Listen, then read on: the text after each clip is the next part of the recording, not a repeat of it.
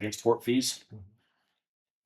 So what it costs to, take an ambulance ride to any of the emergency rooms, we automatically increase that based on the, I believe it's CPI is the major contributor to that. And does that actually reflect salaries of the drivers and the attendants? That's what it's intended to. We did a study on it, and all of our fee schedules are, based on independent studies. And so when we look at, this is a common way to take into that account that, salaries increase, cost of fuel increases, all of those things are part of that EMS, that lump transport bill. And you do a comparative analysis with other emergency transport organizations? We do, but this is where, yet it's helpful to an extent, but we're also bound by Prop 26 rules that we can't charge more than what it costs us to provide the service. So we look at it every few years to make sure that we're tracking appropriately. And in your travels, do you have any discussion with other providers? Are they seeing the same kind of reduction in income? I have not heard anybody having that yet, Okay.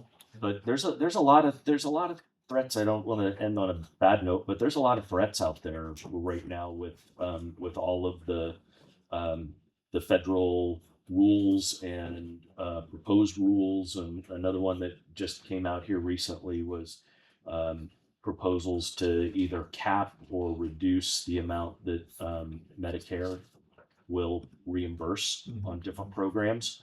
So we're actively working on trying to figure that one out. And what does that mean potentially for not only us here locally, but I mean, this affects anybody any public agency that's providing ambulance transport, right? I'm going to jump into the Wayback Machine for a moment. Yeah. And do you remember when we used to sell essentially Subscriptions, yeah. Subscriptions, Yep. yeah. I Is sure there any merit to looking at that concept? Good question. We discontinued that subscription service based on the recommendations from a third-party consultant that came in and did our fee schedule, and just found that it really wasn't paying off. And for us, it didn't make sense. If I recall, that was limited to the city of Sonoma at the time. But since we serve the entire Sonoma Valley, it certainly increases the population. When Yeah, we the number of subscriptions. discontinued, I think when it started, I think you're correct that it was just the city, but I think as I recall, it did jump to all of our ambulance service area were eligible for it. And basically it was kind of like a hometown discount almost, that people pay a little bit and basically less than the insurance deductible. But what we did instead through the billing now is we give a resident discount where we don't balance bill. So so if any of us as residents of the valley gets transported, we will get a bill, but we cap it at whatever the insurance company pays. We don't, if the insurance company pays $2,500 and the cost was $2,700, we don't go after our local residents for that extra $200. We do balance bill people that are out of town visitors, those sort of folks. We do balance bill for them. So there's still a hometown kind of resident discount for our services, but it's Hometown or Valley. Valley. Yeah. Thank you. You're welcome. So, and wouldn't that be affected, or is it already affected by AB 716? AB 716 went into effect a year or two ago. I think 2 years ago, right? It was January 24th, right? Okay. So yeah, a little bit over 2 years ago. So that could be part of this reason why we're seeing a reduction in billable amounts because of that legislation. Because you will not be able, for those out of area Yeah. people, go after that extra cost. Yeah. One other quick question. Yeah. And so besides the transport, are you seeing any change like of the actual other services that occur while someone's being transported? Are those do those charges change at all? Because we have an aging population, is that changing? Are you seeing like No. a difference in? Okay. No. Right. I got a question, make sure I understand the dots. Billing is down, as I believe you had mentioned, but receivables are flat. Yep. Those dots don't connect for me. So where's the mystery? Because if we're billing less, but based upon the projections, we're flat, not decreasing, because then why are we looking at a 20% reduction on the 750 reduction in the projections for 26, 27?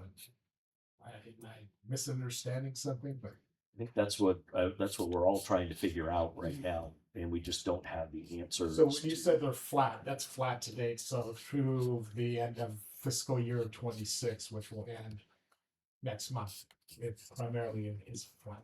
Okay. For 3/4 of this year, we're tracking almost exactly the same as we were through 3/4 of last fiscal year. Okay. So Mayor, just to add to that, you're absolutely right. There's not a logical connection between the same call volume and reduced revenue, right? So that's why we're looking for these. You know, what's going on there? Is there a way that we can make sure that doesn't happen? And so I think we really need to look at what should be done too, and if there's any adjustments we need to make in how we're going. Thank you. And not on the EMS topic, but back to the unfunded actuary liability, accrued liabilities. If I understood correctly, so CalPERS did a better job of investments for 24, is it? That's right, 23, And so the story I've been telling, hopefully it's accurate, is that when the CalPERS achieves 6% return, then that's flat, and the liability of making up the difference to the municipalities doesn't exist. Why? There's no need for contribution. So with a 9.3 investment, does that mean that the extra money that they were able to make, where does that go? Can we take that benefit and pocket it over to the next fiscal year 25, 26? No, so the CalPERS UAL, so their investment return, it doesn't eliminate the UAL when they do better than their benchmark of 6.8%. It just increases their funded amount or their funded ratio. So basically, where you would have no UAL is where you're 100% funded. And right now, CalPERS is, I think, about 75 or 75% funded.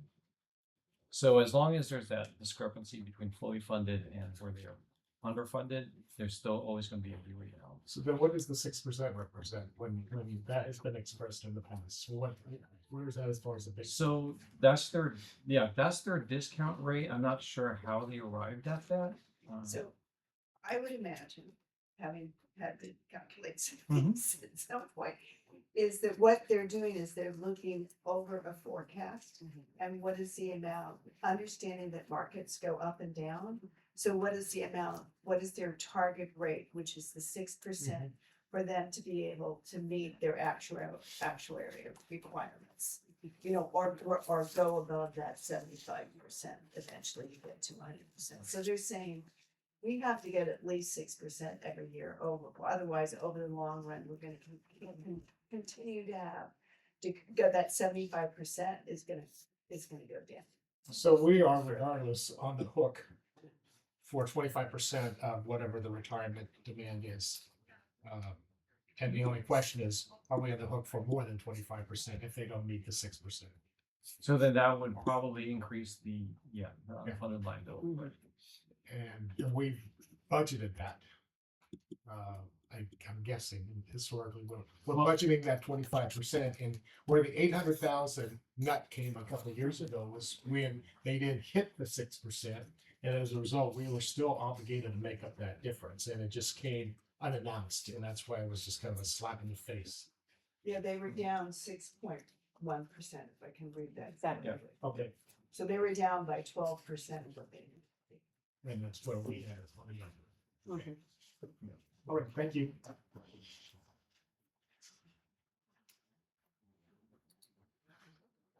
We're gonna move on and then we'll come back to public comment at 10.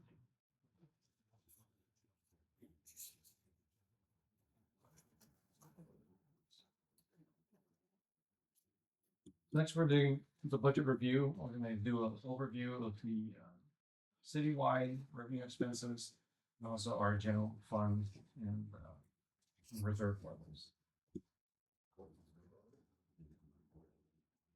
For the citywide revenue, a lot of these things, for example, general fund, enterprise funds, and our internal service funds will go into more detail later in the presentation. So for the citywide revenue, I just wanted to highlight the other funds that we have. So these are special revenue funds.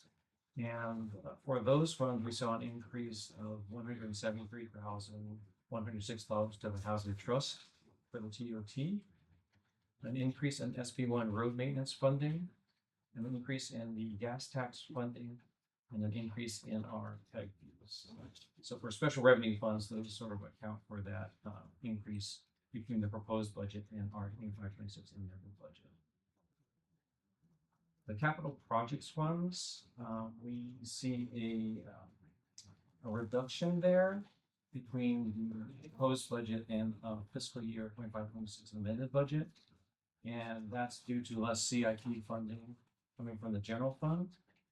And also for the internal service funds, we saw less in the transfer from other funds for the vehicle replacements.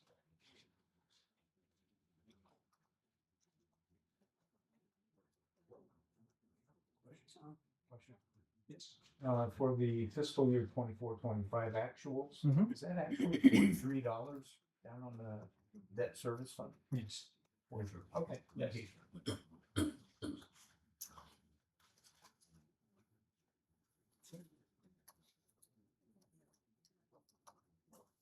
Or citywide expenditures, again, the general fund, the enterprise funds, and the internal service funds will go into more detail later. But the capital projects funds, we see a decrease here in our expenditures. That's largely because in 25-26, we saw the West Main Street pavement rehab project that was paid for, the storm drain system condition rating. We also saw some adjustments, budget adjustments, I should say, in fiscal year 25-26 for public works facilities and plaza security projects. We don't have those budgeted for the current year, or I'm sorry, our upcoming 26-27 year, so that's why you see that reduction. And special revenue funds, we had in fiscal year 25-26 that we used some money from the Housing Trust Fund, for example, with Burbank Housing. And we also will not have any transfers out from the IGT for like 25-26. We did have transfers out from the IGT for ambulance and cardiac monitors. We do not have that in 26-27. So that accounts for that reduction as well.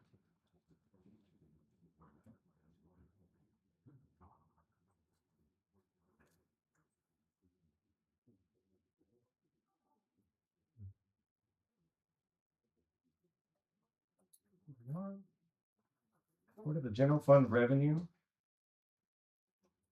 And just to give you an overview of our sort of our big three in the revenue for the general fund. Transient occupancy tax, we're looking at basically flats. Again, we'll go into more detail for each of these. Property tax we expect to go up by 6%, and the sales tax to be decreasing by 2.5%. I'm just curious, what is the basis for these projections? In other words, is there data that's provided by the business bureaus or? Yeah, so the TOT, we utilize a third party HDL. They actually do our TOT administration and collections. And so they provided us with some projections. And that's based upon our current hotels that we currently have. That's correct. And so they evaluate what the percentages of occupancy have been in the last 12 months. And then they're making a projection that it will either continue like that and or given that more of the national or state trends, that's where they make the adjustments. Right. So they actually do, I think, They do more than 12 months. I think they do the past 3 years or so. And that's how they come up with their projections going forward. Yeah, and then they do provide us with, a conservative, moderate, and a aggressive And we get models. to pick which one we want. Right, so we chose actually the moderate. Thank you. And if it's something, it's of interest to the finance committee or the council, HDO will come and present the data and how they do the projections at a very, granular level if that's of interest to have a better understanding of where we are with DOT and sales tax, if they also do the sales tax projection. Right, sales tax and property tax, right. I don't imagine it's a big number necessarily, but they also do the business license Correct. as well. Mhm. And did we see any increase when they first came on the scene? Because I know I was hit in South Carolina on the just because I owned the property there, and then you can get a business license, which I didn't know about. Oh, okay. And so I know Mhm. I spoke to some citizens that had mentioned that they received the letter, but was there any noticeable increase in the business license? Well, as you'll see when we get into the general fund more, but yes, there will be an increase in business All right. license. I don't want to jump ahead. No, that's fine. That's Yeah. fine. It's a good question. And part of the reason we did go with HDL is they do have the discovery piece Mhm. in which they will go in and find out where, businesses that should be paying for a license maybe aren't, or maybe there's even industries that we haven't in the past collected business licenses from, and they'll provide that information to us. Again, we don't have really, it's analysis that we should do in looking at how much value they're providing. But yeah, we will see an increase in business licenses. Thank you. Along that same line, I have received several criticisms that the HDL did not have a very good bedside manner when they were chasing what was perceived as delinquent business licenses, or the individual had what he thought was covered with his current business license, and he extrapolated out, no, you need to have a separate business license for this and this and this. And I do know that it came across as, again, best way to describe it, not a good bedside manner. Okay. We can follow up with them. Yeah. There and get some feedback. Right. Yes, we'll do that. Thank you.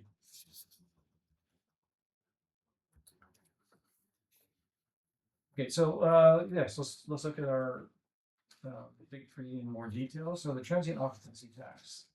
What I'd like to do is actually look at sort of broad scope. So California as a whole, it's expected to see 1.8% increase in visitor volume in 2026, which is up from a 0.8% increase in 2025.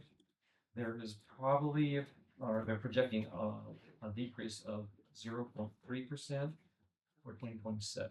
So that increase in 2026 will be moderated a little bit in 2027. That's in California. They sort of downgraded their international visitors forecast from 3.9% to 2.7%, which may indicate continuing struggles to lure international visitors. San Francisco is going to be one of the host cities for 2026 FIFA World Cup, but there's a lot of concern in many of the host cities that lodging reservations aren't meeting the expected levels. And so the city may not see any measurable increase of visitors from this event. This is kind of interesting. So in fiscal year 25-26 year to date, we are noticing that our TOT is actually coming in higher than we had budgeted. And so we're kind of thinking it's going to end the year at about or closer to 6.5 million, and we had budgeted 5.9 million. So in 2026, what you'll see, or 26-27, I should say, what you'll see is the projection is actually flat compared to the sort of higher projection, but it's going to be like a 9.3% increase over our budget. So it's a little bit, that's good news. 25-26, we're actually seeing better than expected TOT returns. I think if I remember correctly, when we went to the visitor centers report, and we had a report from San Francisco and from Sonoma County and the Valley, that we were doing better than the statewide, That's correct. which could account for, Yeah. for the Right. TOT. Yeah. Whether that will continue or not. Yeah, and that's what we'll get into the next slide, but yeah, that's a good point, right? So, and then one last thing is there's no new lodging developments in the city for the next year, I should say. That's too bad. So, this is kind of what, Patricia was mentioning is the transient occupancy tax trend. So again, this fiscal year 25-26, that sort of middle bar, our projection is going to be 6.5%, which is again higher than our budgeted fiscal year 25-26 amount. But looking forward to 26-27, we aren't going to see much more of an increase. It's going to be about 0.4%. And going forward, it's again, a very moderate projection of about 0.5% increases each year after that.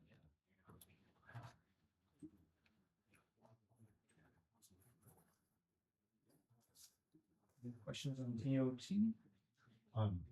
One of our major TOT contributor, that is Best Western, and they last a couple of years they rebranding themselves. In any way we can see that proportionally increase for TOT tax, or because the owner has invested a lot of money, or maybe Yeah, I don't have. pricing, they increase the price and Yeah, I don't have any detail here, but that's something that you know would be interesting to talk. We could look into that. Yeah. Right here for public comment. Okay. Okay. For me. Okay. So it's 10 o'clock. So we're gonna pause for public comment if there's any. Don't see any. We're gonna continue with it. Do we have any callers on the line?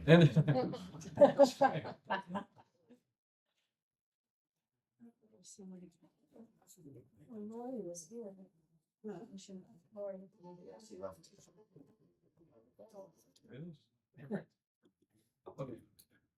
Okay, moving on to property tax. So in the city, the home prices remain high. For the period ending March 30th, 2026, the median sale price was 1.47 million, which is up 32% from the same period a year ago. Currently, mortgage rates continue to hover in the 6% range, it's now in the high 6% range. So there's moderate stability, but the really low housing inventory is still impacting the price and still making it a seller's market. And this may result in lower property transfer taxes. Property tax revenues, as you'll see in the next slide, is projected to grow steadily in the 4.2% range over the next 5 years. Look at that here.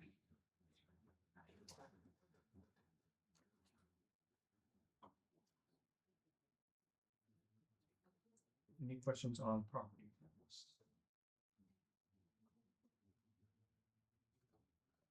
I see some. Connie just walked in, and it was 10 o'clock when she walked in, and I don't know if you're here as a public member or just interested party. Yeah, I'm public at this point. I'd like to speak at some point when it's convenient. yeah, now it's a great. Yes. Thanks for giving me the opportunity. So obviously I'm here to speak about public art, and I know that I need to find my little talk. I thought there would be a line of people. It would be cute. You have 2 minutes. Awesome. It's like, oh, there's nobody here. Thank you for allowing me to speak. And I feel like I'm preaching to the choir a little bit here because I know there's a lot of support for public art in this room, which is, and the creative economy, which I think is very exciting to me and also to our commission members who are envisioning a better, more beautiful community than what we have. I appreciate the support of the City for the Treasure Artist. Ada Limon this year made us proud. And for our emerging students, our kids, who are the creatives, who are our future. And those two programs have been in place for years with the Cultural and Fine Arts Commission. I've also heard your desires, City Council and staff, for a more robust public art program where we have more visual examples of creativity in our community. One only has to really look at Broadway and the entryway and what it's like and what it could be like. When I first moved to town, I talked to Sandra Lowe. She had benches and trees and discussed all kinds of other thoughts about how we could beautify our community and make it more user friendly. I do have some information for staff and city council that I'd like to hand out to you. I don't think I've shared with you before. The benefits of public art, and I just made enough for city council and some staff. So, and I won't go over all these with you because I think that would take too much of your time, and I know today's a work session. So, but I think that the benefits of public art are dramatic. As I walked in and looked at this property tax sign up here, and you start to look at the data about how public art supports communities in an amazing way. And you don't even really realize it, all of the spin-off effects. So looking at our city's brand and thinking about how it can expand and diversify our economy to include the arts is really supporting this slide up here, property tax. When you're starting to enhance the community visually and in innovation, it's exciting. And I've seen it because I'm from a community that did it 40 years ago. Now we're 20 years behind, in my estimation, of what the Cultural and Fine Arts Commission tried to do 20 years ago. They created a 1% for the arts program, but the details got messed up. They envisioned the city building buildings.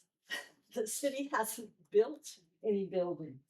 And so the Public Art Fund has sat empty for 20 years. In addition, the city council continuously waived the $20,000 annual fee to the Cultural and Fine Arts Commission. Over a 20-year period, that's $200,000, of which we could do a lot of trees and benches and beautiful art on loan programs.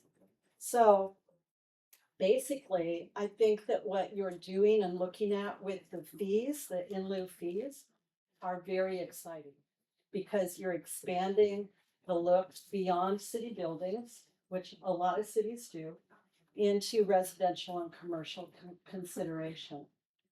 I've been meeting with lots of different people, including John Kainer, who came to speak to you at City Council a couple months ago, about how Berkeley, he's the Downtown Development Association director of the city of Berkeley, and he explained that there are many different ways to look at these in lieu fees and also how commercial developers can opt out and how you actually really don't want them to do that. So you need to incentivize.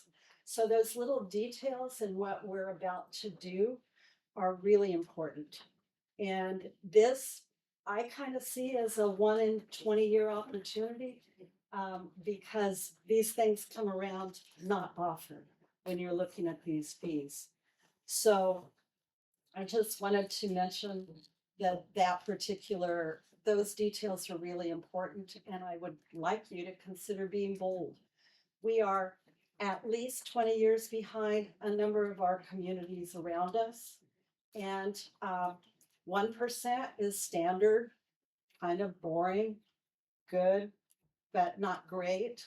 Consider 1.5 or consider 1.25 if 1.5 is not too much. Because we have a city council and a community and a cultural and fine arts commission that's on fire about doing some things. And I think it's time to think about being bold, not just doing the average, doing what we can.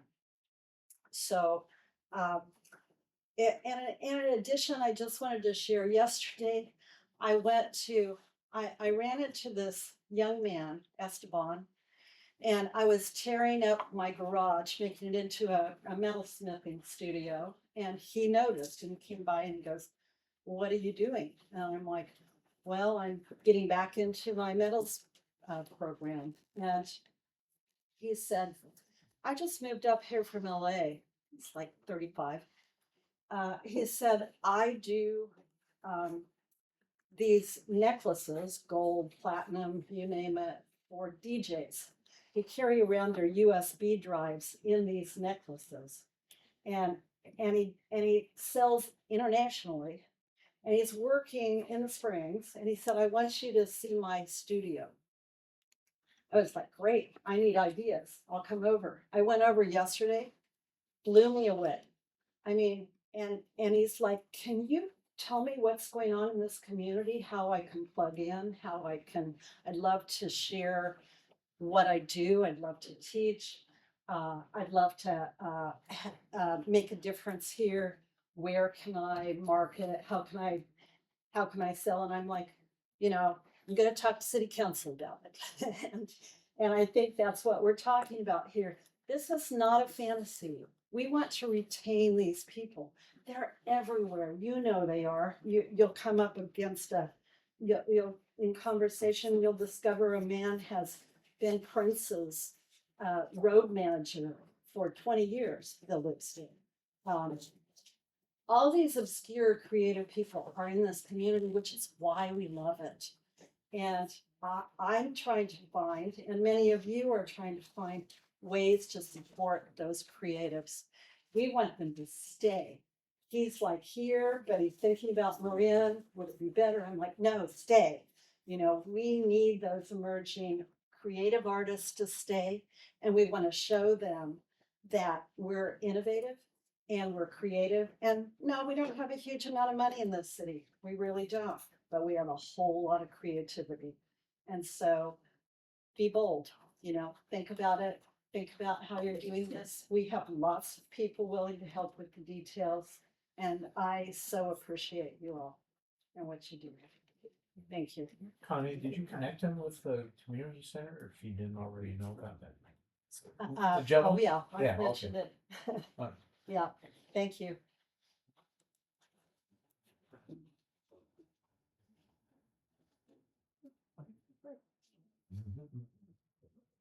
Steve, is this the only time public gets an opportunity to give input?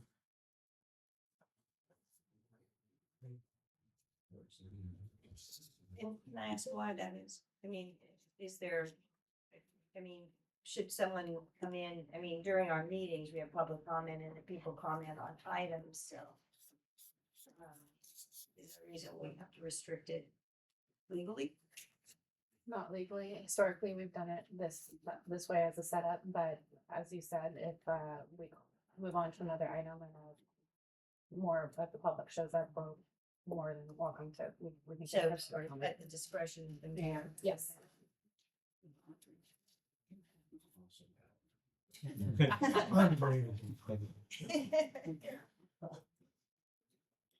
Okay, moving on to now our third major revenue generator, sales tax. Actually, this is probably the top one. Can I just add? Oh, yeah. Sorry.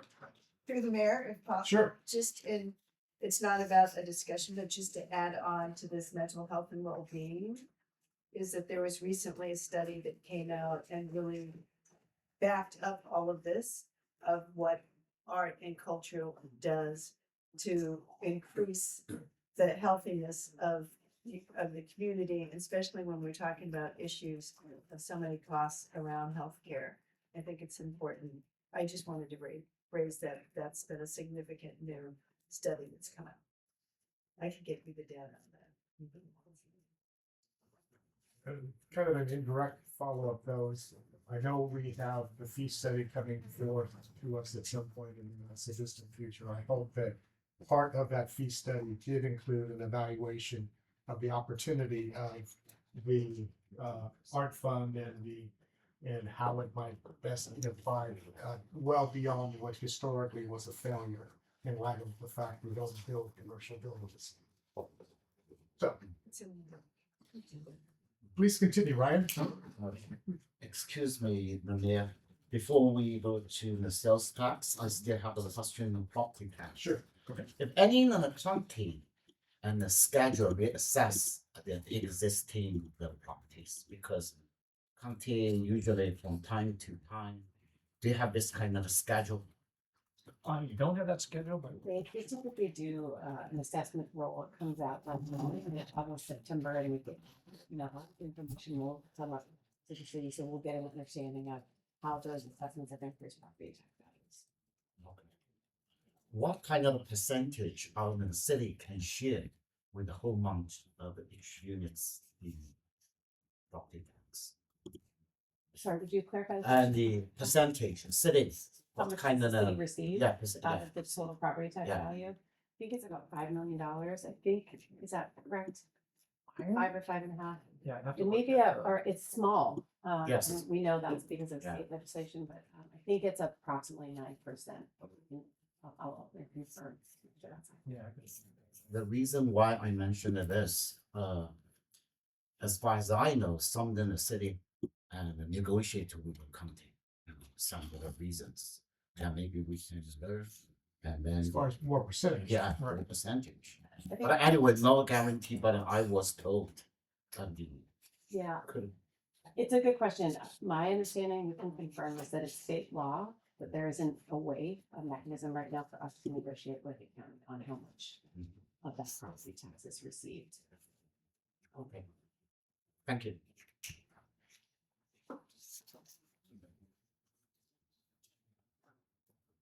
Right, so sales tax, looking in general, the consumer spending has been divided into really two distinct groups.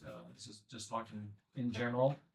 The tax cuts, wage growth, and gains in the stock markets are benefiting the high-income households, while the effects of the tariffs and elimination of social benefits are impacting people in middle-income households.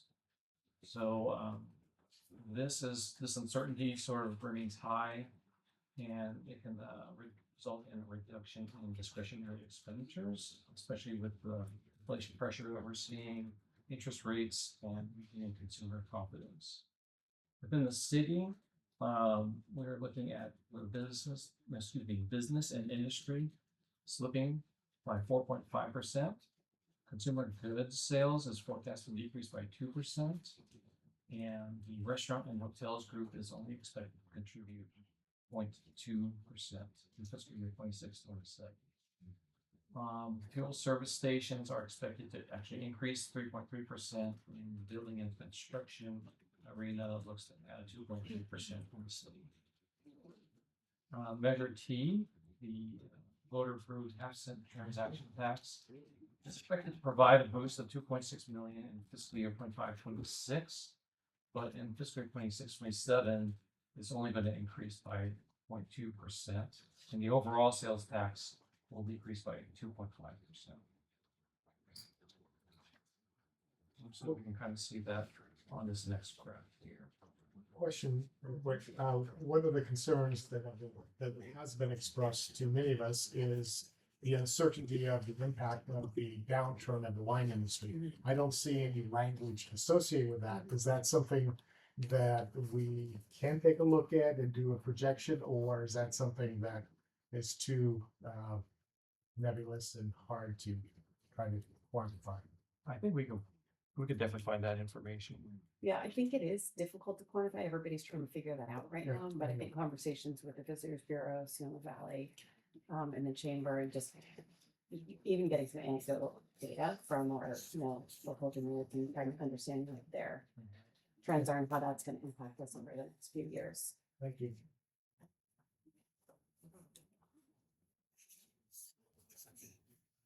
Okay, so we looked at our top 3 revenue generating categories.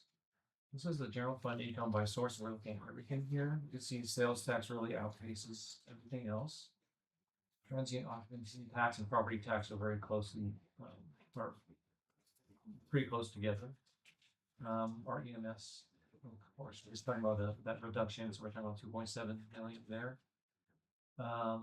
We have a segment here called transfer, the permanent unreserved fund balance that we'll talk about in more detail in a moment. We're at about $1 million there. And the transfers, fees, franchise fee, and business license tax all fall in underneath. We're just following that. Everything stands out here. Is there any questions on this graph? Just one quick one, under the grants of $69,000, does that reflect our lack of pursuit of grants, or the fact that either we haven't had the staff to pursue grants, because that's pretty modest? I would, yes, that's right. I would say, going forward, we had a lot of conversations about grants, and we've been successful at some and not at others. I think it's definitely a strategy that we need to look at capitalizing, and the staff have been evaluating different fields right now for submitting grant applications for the next year. That's good. Thank you.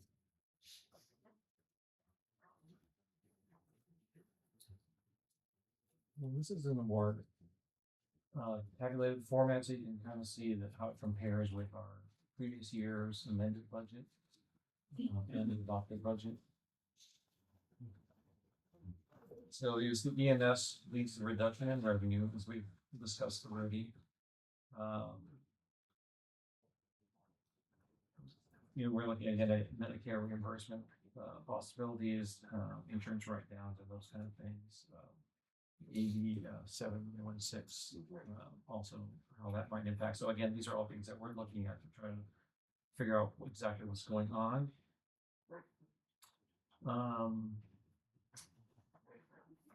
There's a decrease in fines and forfeitures due to reduction in parking fines. I believe that that's a reduction that's due to reduced licenses and volunteers. We just don't have the number that we used to have. Charges for services had an increase, and that's due to an increase in event fees. And other revenues saw an increase, and that's for potentially increasing our event sponsorships. In fiscal year 25-26, there were several budget amendments which drew from reserves, and that increased the transfers amount. That amended the budget to 1.538 million. And you can kind of see how we've sort of broken it out here for the transfers from unreserved fund balance. 710,000 that was brought over from the amended budget in 25-26. Was in 1 million and 26.7, and that will bring us to a balanced budget, which we'll discuss in moments. Question. Please. On the TOT, am I correct in where the property owners are responsible for transferring that money over to us. And in the event that they are, behind in that transfer, so we may not see that in these numbers because the increase has occurred, but in fact, we may actually be experiencing not a total decline, but less than we should be receiving because the full transfer of the TOT has not happened. So that is, I just want to note that that's my understanding. Therefore, we actually should be recovering more in that fund. And somehow, that's not noted. Well, there's a couple things. So properties that are behind or that are delinquent in their TOT, they do eventually pay, and they also pay expenses. So there's 10% penalty or the first 30 days and an additional 30, another kind of additional 10% after 30 days. And then there's also what we have now through HDL is they're conducting audits over TOT properties. So we just had some audits this past year, I'll say end of 25, beginning 26.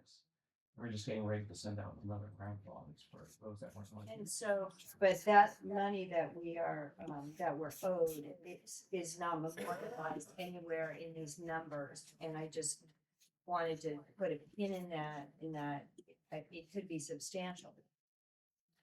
Yeah, it's a really good observation that there's always a lag in the compliance issue, but I think you make a really good point, and we can report after the budget hearing what that money due I is mean, to if us. it's that we can do. $43, that's what was one of the cells of this. Yeah. Then it's, Knox next doesn't matter, but if it's $243,000, then it's, It's a I little, would say- it's I a would little, just say this is an approach using this is to be conservative, and then if it's more versus anticipating that there's gonna be a greater amount. I think this is a conservative approach to what you're anticipating the income is Well, gonna be. and exactly, what we but- want to.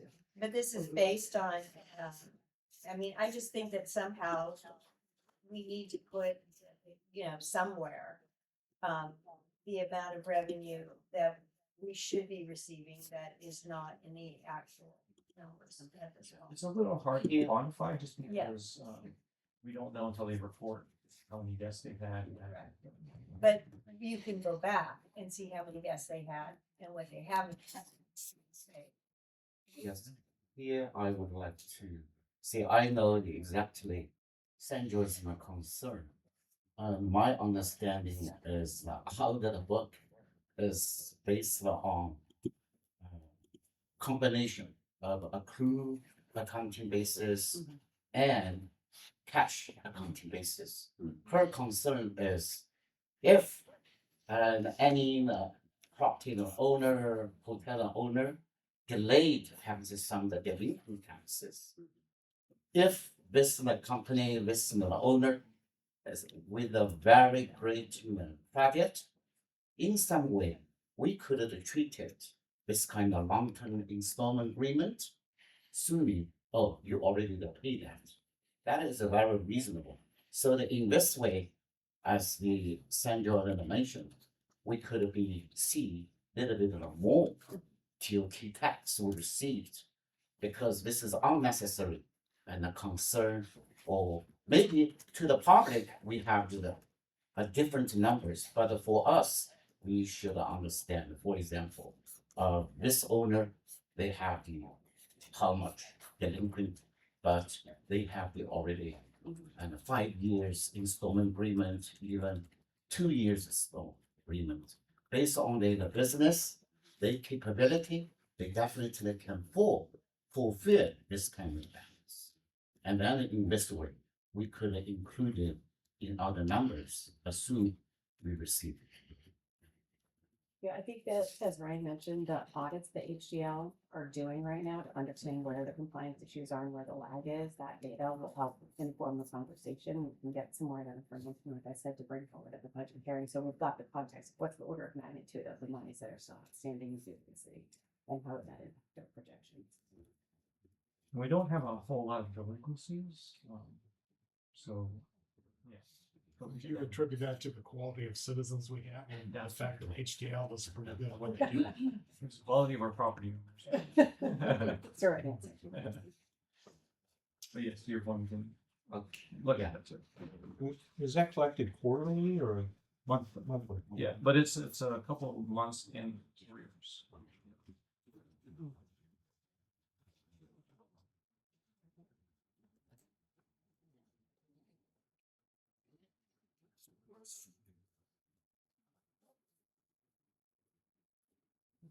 So, look at our revenues, looking at our expenses for the general fund. Here's our expenses by departments.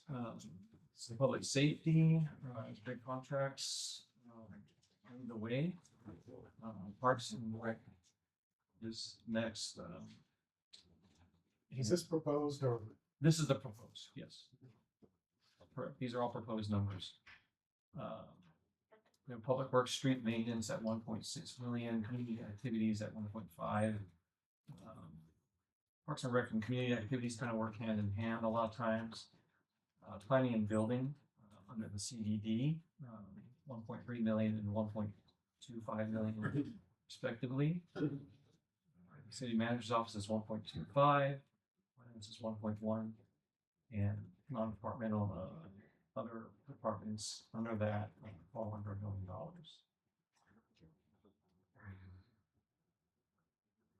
Moving on to our table, we can compare it with the prior year's budgets. And you can see it's like a less than 1% increase in our operating expenditures when we look at the proposed budget versus the amended budget.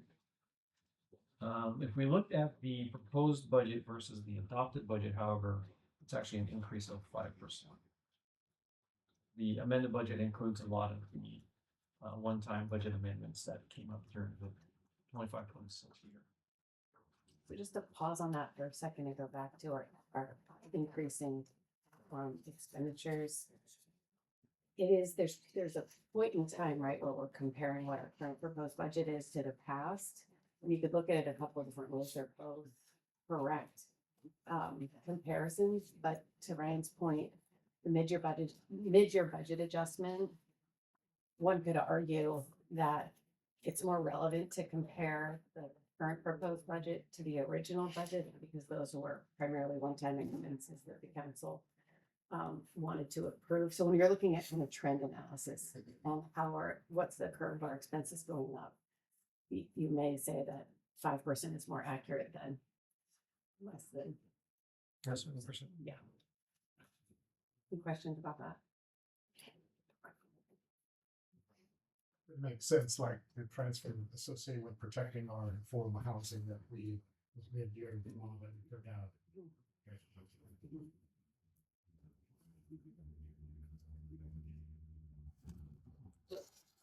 I was looking at the expenditures by type. The city there's actually a decrease in the amended budget for personnel costs from the original budget. And that's just a reallocation of excess workers' comp budget, and this was under resolution 02-2026.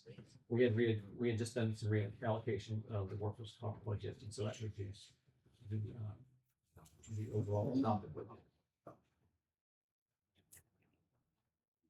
The personnel cost does have included so 2.5% COLA and 6% increase in our health insurance. There was, interestingly, a decrease of 27% in our workers' comp, and that was due to our XMOD, which is the experience transportation, actually being reduced by 25%. So that's just way they review our actual injury claims versus what was expected for a city of our size and within our industry. And so I guess, we're doing pretty good on that, and they reduced it by 25%. They said, reduction in our workers' comp. And so that was a difference of $32,340 reduction. That could also be a reflection of the contractual relationships we have with fire and police. It's always a source of workers' comp claims, so.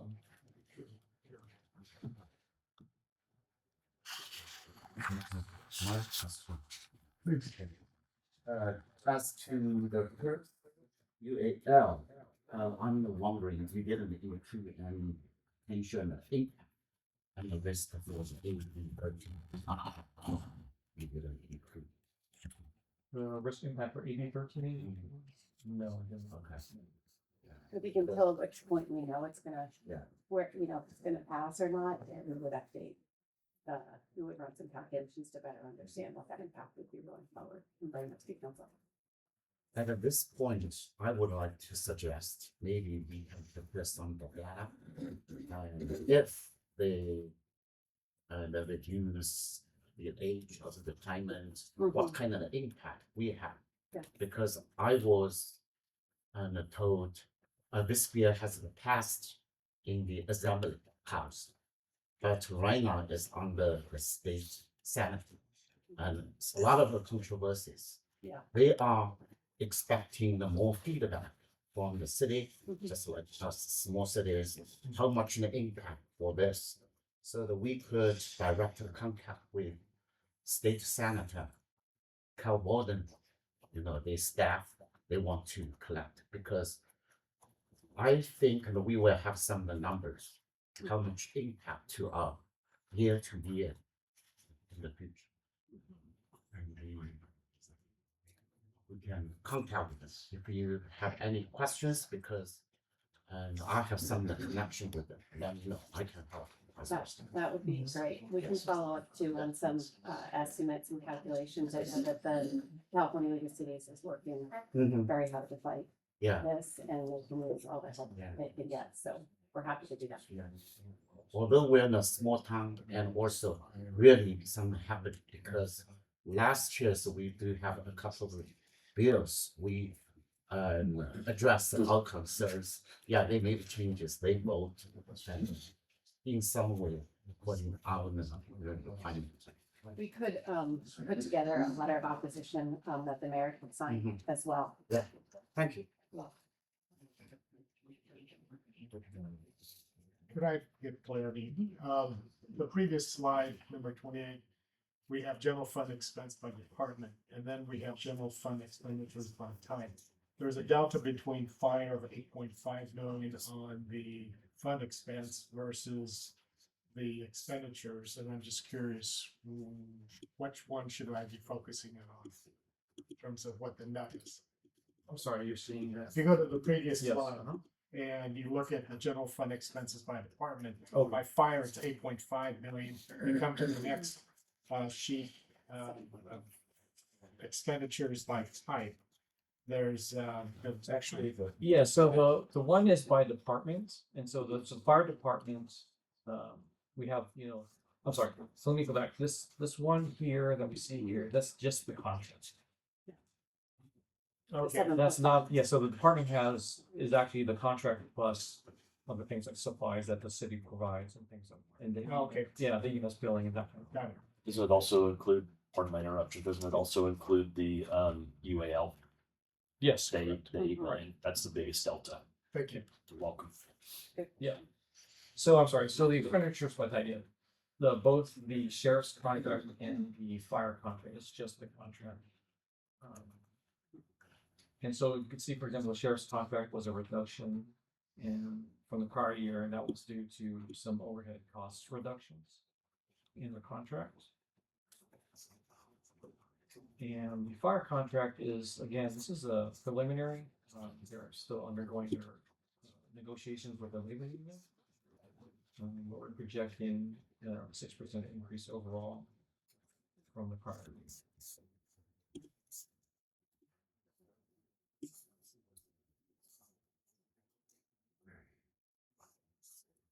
For operations, we can see there's an increase in that one that was for repairs and maintenance, permit fees and taxes and other services. Transfers, there's fewer transfers to the CIP fund in 26-27, so that's that reduction there. The debt service went to 0. That's a result of there was a PG&E on, what they call on-bill financing, and so that's been paid off.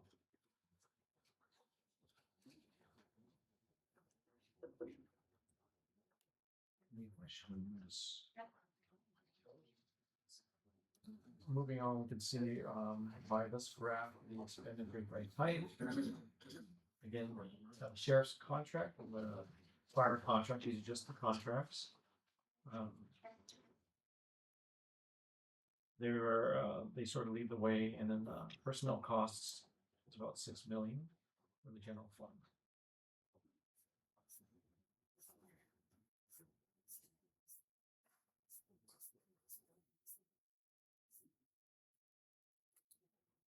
So what does this mean? This means that if we looking at just revenues and expenditures without any transfers from the reserve accounts, it would be a deficit of $1 million.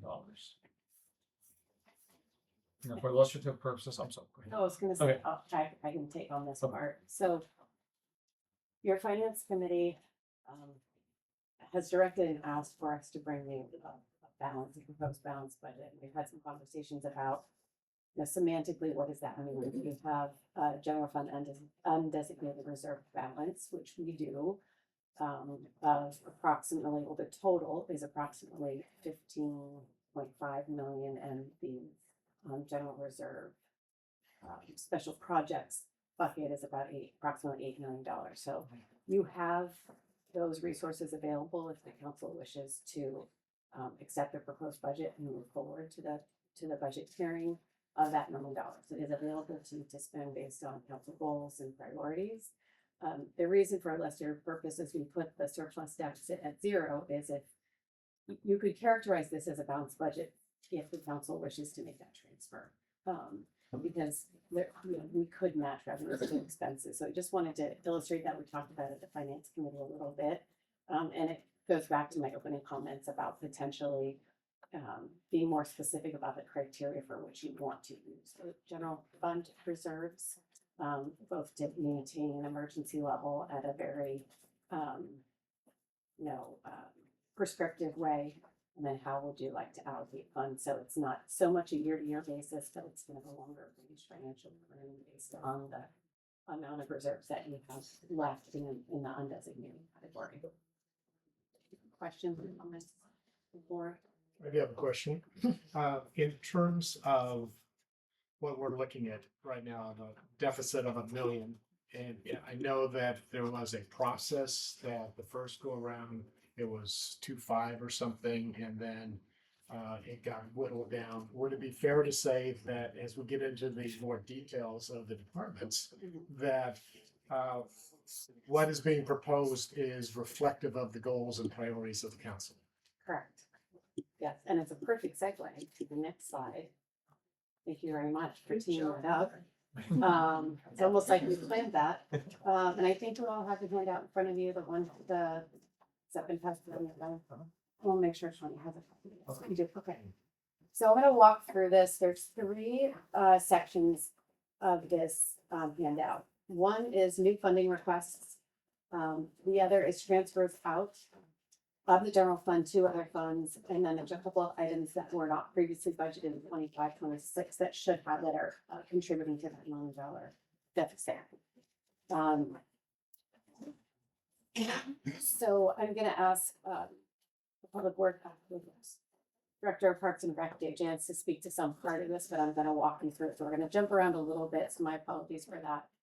I'm gonna have you go down to the second section, so skip for a minute the new requests and go to the middle of the page that says transfers out and operations. When we look at the totality of the general fund deficit, some of it is on the expense side, costs increasing, some of it is on the revenue side coming down, some of it is the new stuff, and some of it is the transfers out. You want us to go this? That's okay. Yes. There you go. It was under all my other papers.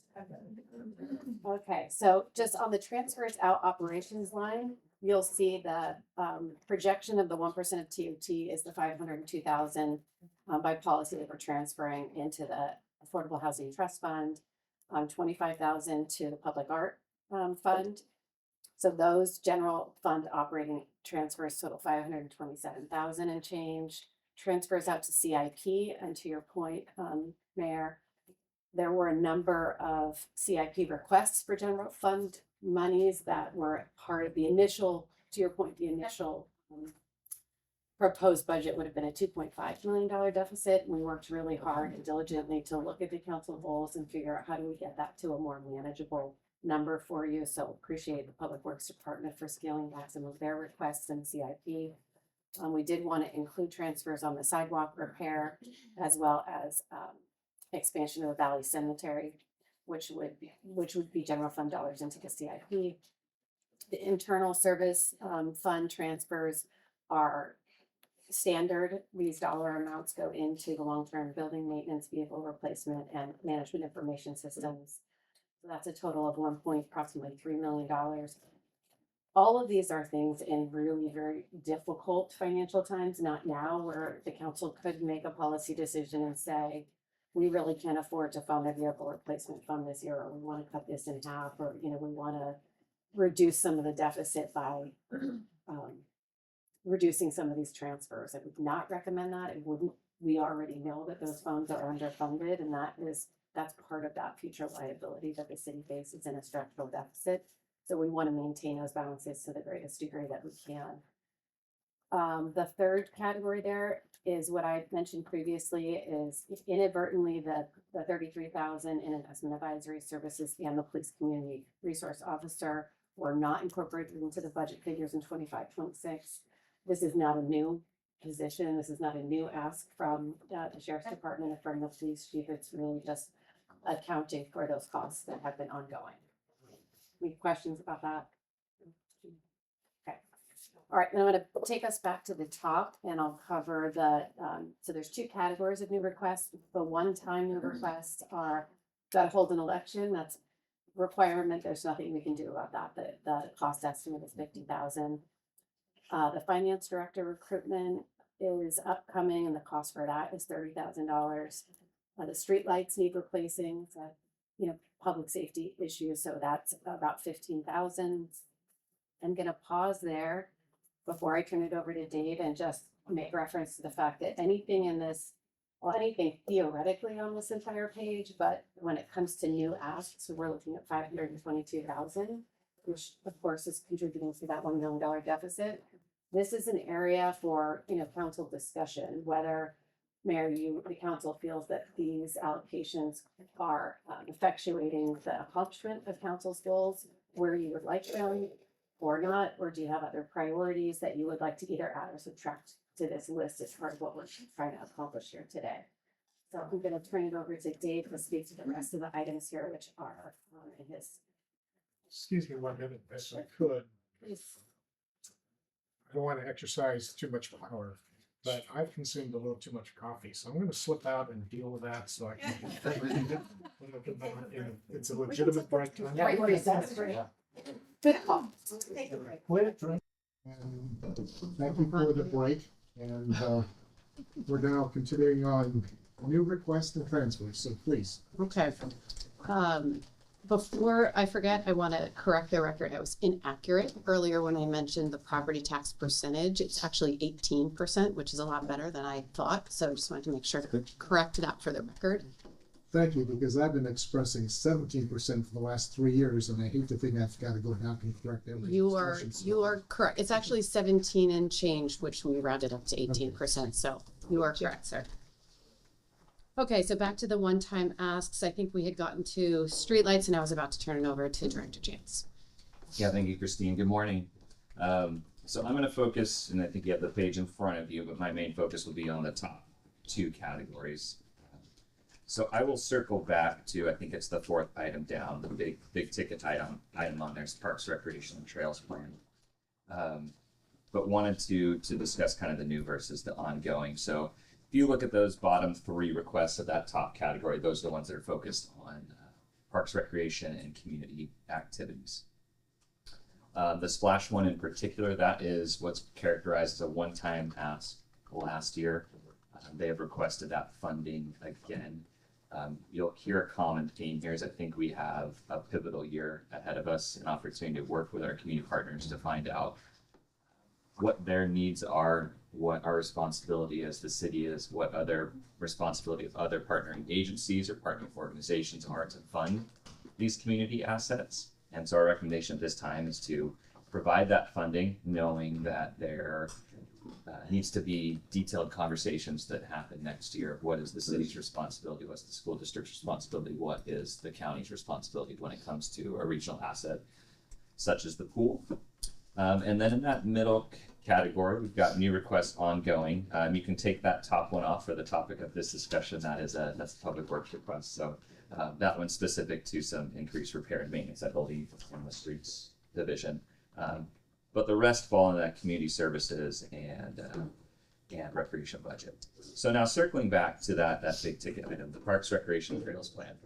That one in there, and that really is a guiding factor for, I think, the rest of these requests. So the intent behind that is we have an opportunity to look at our system and our services as a whole.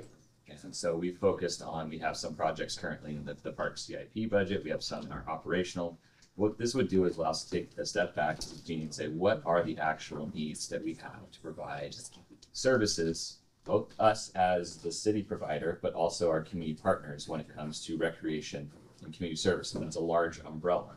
But this would let us take a holistic approach, bring those partners into the conversation, really get a good understanding of what the asks and the demands and the needs of the community are for both our park system and our recreation services, then come back to you once we have a better understanding what those asks are and really put together a full-fledged list. What you're seeing in that middle category of the recreation services is a list of things that we think we can do in the here and the now. These are things that we've heard from the community that are of interest, but it's taking, I guess, a soft approach to launching these recreation programs. It's really focusing on our community partners. So we've gone through several renditions of this. With our finance committee, we first looking at proposing operations with in-house recreation. Of course, I would love to add more staff to the team, full-time members, but when we looked at the big picture, where we sit from an expense revenue standpoint from our entire city operations, knowing that we need a better opportunity to hear from the community, our intent was to, okay, we can add some recreation services where there are needed gaps, but really taking this year to study the community and have a holistic approach.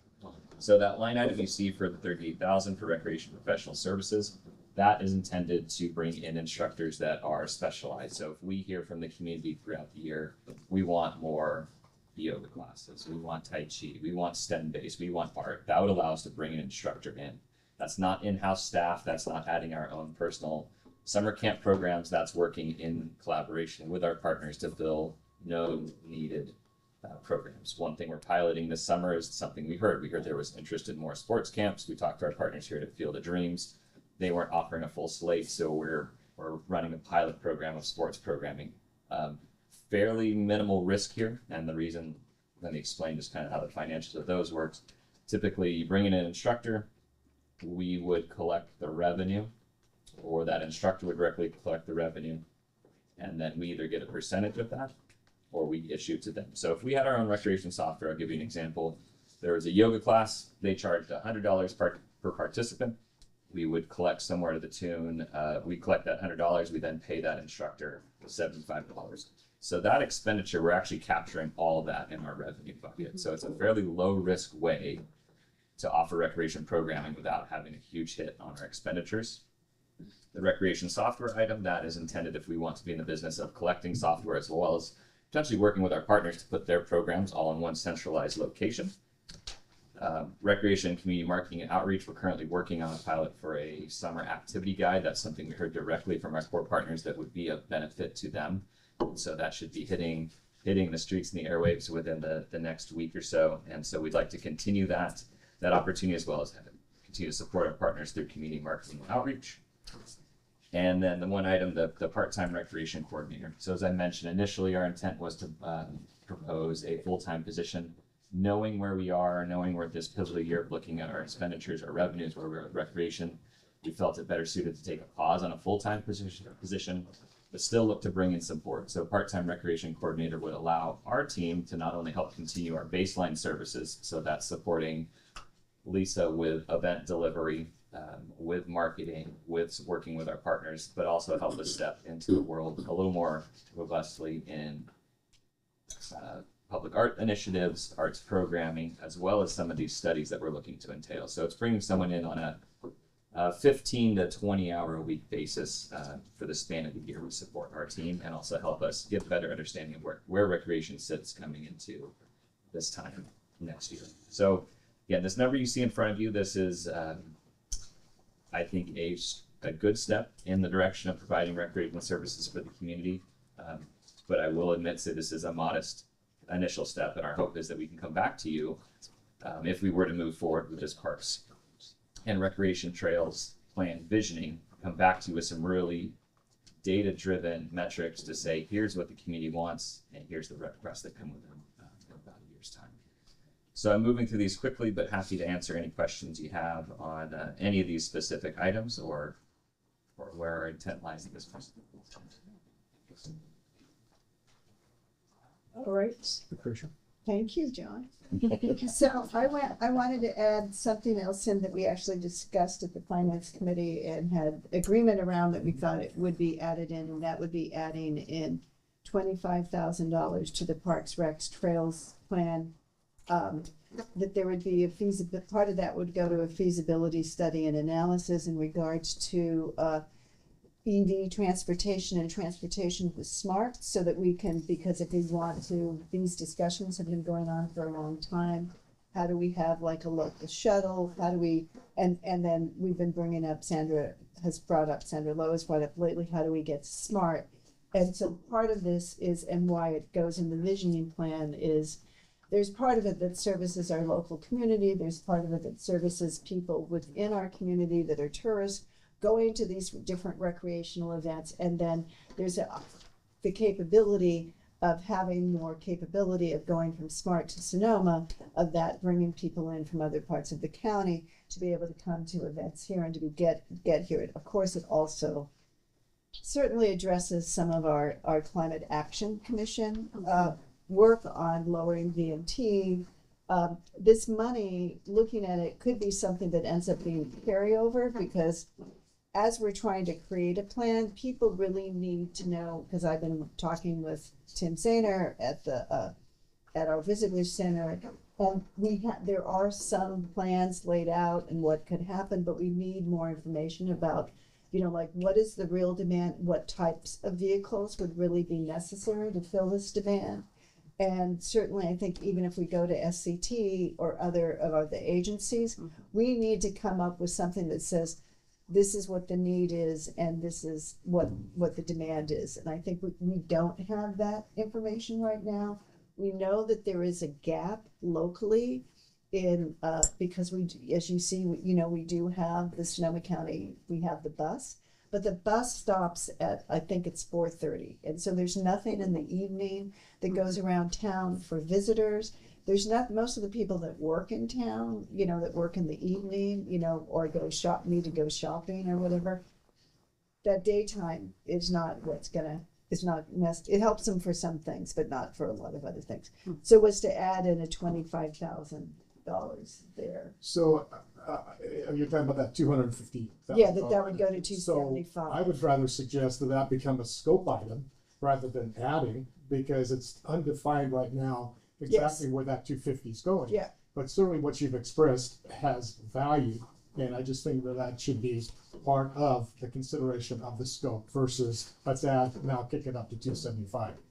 And I also am just curious, did Tim, their pockets are not lined with great monies, but that's a direct benefit to the Visitors Bureau, and is he willing to participate? Well, the thing is, I know it's one of their priorities, and Tim is very interested and has done some work already. The goal would be, and I actually talked about this with our supervisor, Hermosillo, the other day. I haven't gotten an answer from her yet, but just that this is, Yes, could we get some money from TID to do this scoping? Because would that put more people in our beds in our hotels? And then also that this could also be a support in some ways to the Valley Coast. You have to start small and move out. But so whether or not TID money could come from that.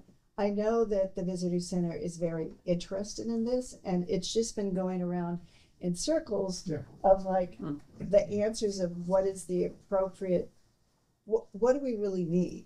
And we don't know what we need, completely what we needed. Is it another bus? Is it some kind of van?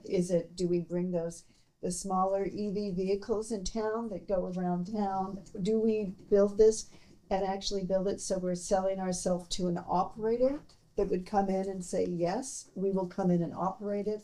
And so though none of those answers are, we need data and information to That's a really great be able idea. to move it forward. To fold it in. I think it's a great idea.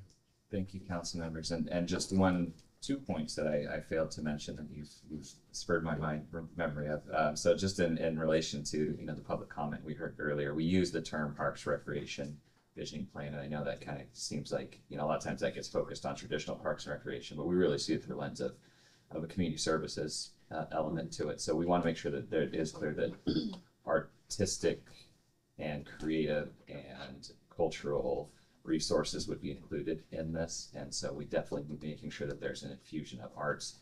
And I see this as a tremendous opportunity for our Prose Commission and our Cultural and Fine Arts Commission to work in tandem as well. So this will be part of that scope development. We, of course, have to make sure that we're not trying to study everything as part of this plan, but I think without fail, these things, they come together and they relate to each other. And the other thing I just want to mention, this is, for our community's sake, is, the one who gets to put this on paper here, but I just want to share this discussion about this item has been, I know several years in the work and a lot of great work for our community. This harkens back to the Parks and Recreation Task Force and some of the results from that Petrel report in 2022. Recommendations to move this forward as how we vision and how we get the feedback of the community. So I just want to make sure that we noted the great work that the community did to get to this stage as well. I don't think we'll ever have enough money to run our own transportation program. There's, we're just as a city.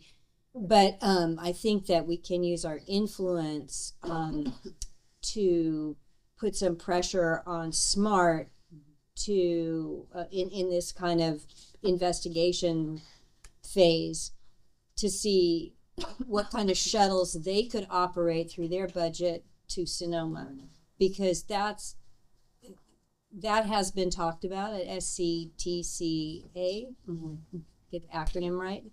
And, as we all know, they're going for the renewal of the tax, which we hope Measure B passes. But that, while we're waiting for the actual tracks to be, laid onto, to get to Sonoma or to be reutilized, that would be an interesting thing for them to also partner with us, because there's two issues here. One, do we want it for work transportation, to the city and then Ferry Plaza, etc., or do we want it in terms of bringing visitors into the valley on the weekend? So you've got two separate concerns there, and I think it would be, important to them to figure out which of those two would be of most need, and and also generate revenue for them, because at the moment we're not generating revenue for SMART other than our tax, because we're not near the station. So it could be something that if they offered, a Transcendence Weekend special, would we get people from Petaluma, Santa Rosa, Windsor to come over here, reduce the number of cars? Or would it be better to run a shuttle at 6:30 a.m. in the morning to the Petaluma station and, at 5:30 back for commuters? But I think both of those are viable. And I think that as we're looking at this, we should definitely be putting some energy into, pushing that. The other thing, and I mention this just because, it's part of the authorizing language of SMART, is that the only members on the SMART board are have to be from a city that is on the 101 corridor. So that leaves out Sonoma and Sebastopol. And at the moment, you know, I've certainly brought up numerous times and that authorizing legislation has to change, because we're never going to get it if we're not on the board, right? Because we're not going to be able to be in the room to push it. So apparently Chris Rogers, Assembly member, may be pushing that. He said, you know, that he will, but we really need to continue to do that, because there are funds there as well. And there's funds all through SCTCA. So I don't think we should be using, I think, a lot of this on promoting the fact that we can be partners and that we have a need in Sonoma to hook into these other transportation models, and that they should, you know, help us on the revenue side, because I don't think we'll ever have enough money to, as a small city, to run a transportation program. I think the shuttle idea around town is viable, but you know, as far as the big transportation, I think we got to look beyond that. Sandra, I don't know if you've noticed this, but I see smart vehicles down at the depot on 121 there, and it's all the time. So there is some relationship. Yeah, and there is talk about putting some, you know, some connection into, but until we're on the SMART board, Right. you know, I mean, that's never going to happen. And, you know, we have to get on that board, and we have to, you know, push that we need to be part of it. When the first initial SMART tax was passed, it actually passed at a higher rate in Sonoma Valley than in several of the other areas. And even though we're not even on the board and we're not even really, you know, on the line. So they have to at least, you know, realize that we're paying for it. We'd like to have some services. I'm grateful that you're not a shrieking violet and that you'll continue to advocate for our participation and influence. Thank you, Mayor. I'll continue to be the thorn in their side. And our friends in Sebastopol are also quite adamant. Jack, you have a question? Yes, just the comments.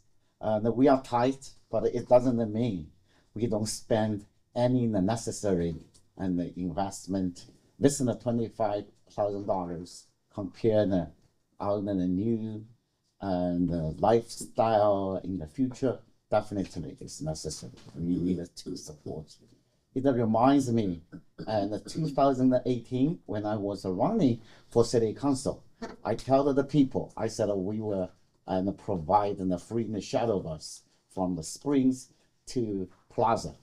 And right now we are partially already fulfilled this goal, but we needed to know what is exactly our community needed. And it may generate more income because we have little investment, and also we can improve our life quality and the local residents, and then people that like us.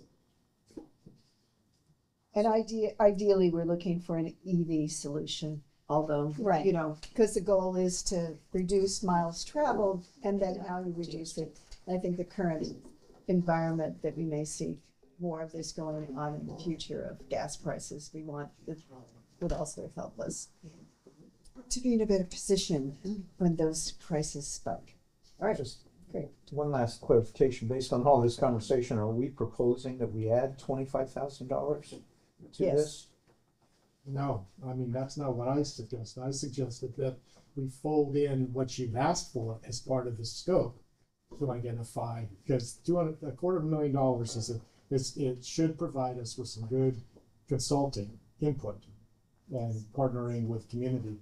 But I'm not sure why we have to add 25, because what you've just described is a need that's legit, but it could fall under the large umbrella that he's already described.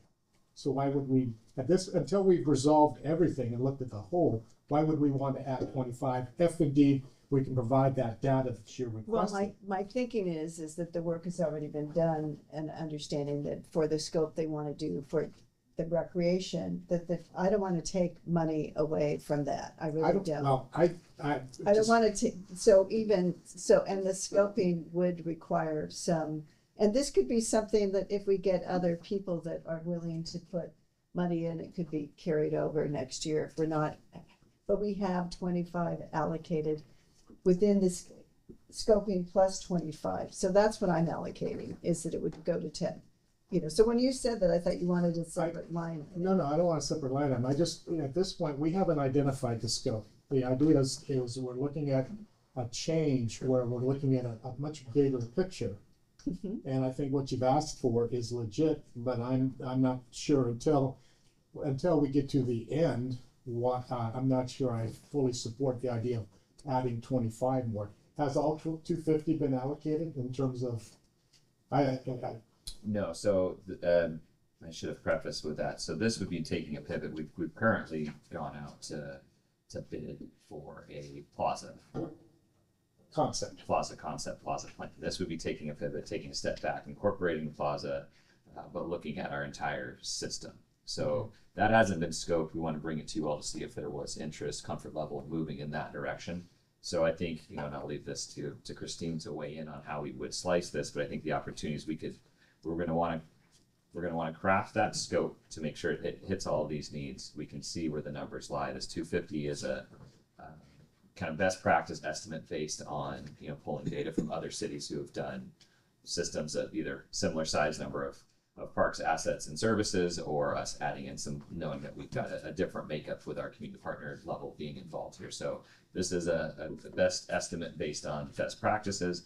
We can roll these elements into scope and see where the numbers lie. And then there's an opportunity to say, okay, we may want to trim back on some of the recreation scoping. It may fit neatly in there, or since this is in the one-time asks, we can then bring it to you as council and make that determination at that point if there was a need to increase that dollar amount, knowing that this is a one-time ask and not an ongoing ask. That would be a dip into those levels as well. But I'll let Cristine. Yeah, just to add a little bit of context to what the 250, when we say we haven't scoped it, I mean, there is, to Dave's point, there is kind of best practices about what it takes to put a plan like this together. And a good chunk of that is community engagement, right? We're talking about what the unmet needs are in recreation, and where in the finance committee discussion, where the idea came about in adding some additional funds like the 25,000 is because a park and rec plan traditionally doesn't include a transit related piece. It's what we're trying to do is get economies of scale as it relates to community engagement. So if we're going to the community and we're saying, what sort of recreation do you want? It would be apropos and make sense to say, and what sort of transportation needs do you have, shuttle or smart or whatever, so that we're talking quality of life to the community and doing that all at one time instead of kind of peppering them at different points of time. So there's some cost savings associated with taking that approach, but it's not traditional to have this transit shuttle question be part of this sort of plan. So the conversation in the finance committee meeting was, well, can we add some additional funding, this 25,000, not to add to the scope of this plan, but to augment and be able to do that additional community engagement, which also would require probably a different kind of subcontractor who's a little bit more, and we could really try to contain those costs and also use, staff. It wouldn't be, all a subcontractor, but I would say that what I heard from the finance committee, and I don't want to put words in your mouth, John, is that the direction to staff was to add the 25,000, and that I was remiss in not adding this back into this list. It was just a follow-up item from the finance committee that didn't get built in. But I want to make sure I'm accurately representing your perspective on the outcome of our conversation as well. Yeah, I mean, I think that's accurate, and that certainly was our intent in our discussions. And could I just add one more thing to Dave's point about bringing the scope to the council? The 250,000, just because we're asking for it in budget, doesn't mean that it's going to have to come in at that dollar amount. So when we scope it, right, everything is kind of scalable. So the council will have an opportunity if the council wants to move forward with this item, that the proposals will come in, we'll evaluate the costs, what the ROI is on how much community engagement, right? You can scale up or down based on where we're at. So there would be an opportunity to have kind of further conversation with the council about how you'd like to see both of these components move forward. I will fully support the idea of adding 25. I have confidence in staff as well as council to have clarity as far as what the scope is, what the ultimate goal is, what's trying to achieve. This is quite a pivot from something that we hadn't discussed previously in terms of the broader picture. And I'm excited about it. And so I will retract my stubbornness and simply say, yes, the idea of identifying the opportunities that would be the benefit and the quality of life in the summer, I support. We'll try to get money from other people. Yeah. Yes. That is right. Yeah. And I'll point out that the concept that we're talking about actually does hit on several of our council goals. Sure. Yeah. And so Totally. it's not like we're going outside of the box. It's a really good point, because as we should be tying those for you, and there's multiple goals, right? There's economic development, there's sustainability, there's a lot wrapped up in there. So we'll be prudent with how This much is- do we actually really need to. This is though with one qualification, that our voice on the SCTA continue to be shouting loud. I think we can Have a good advocate. Okay, so Dave, back to you for the rest of the list.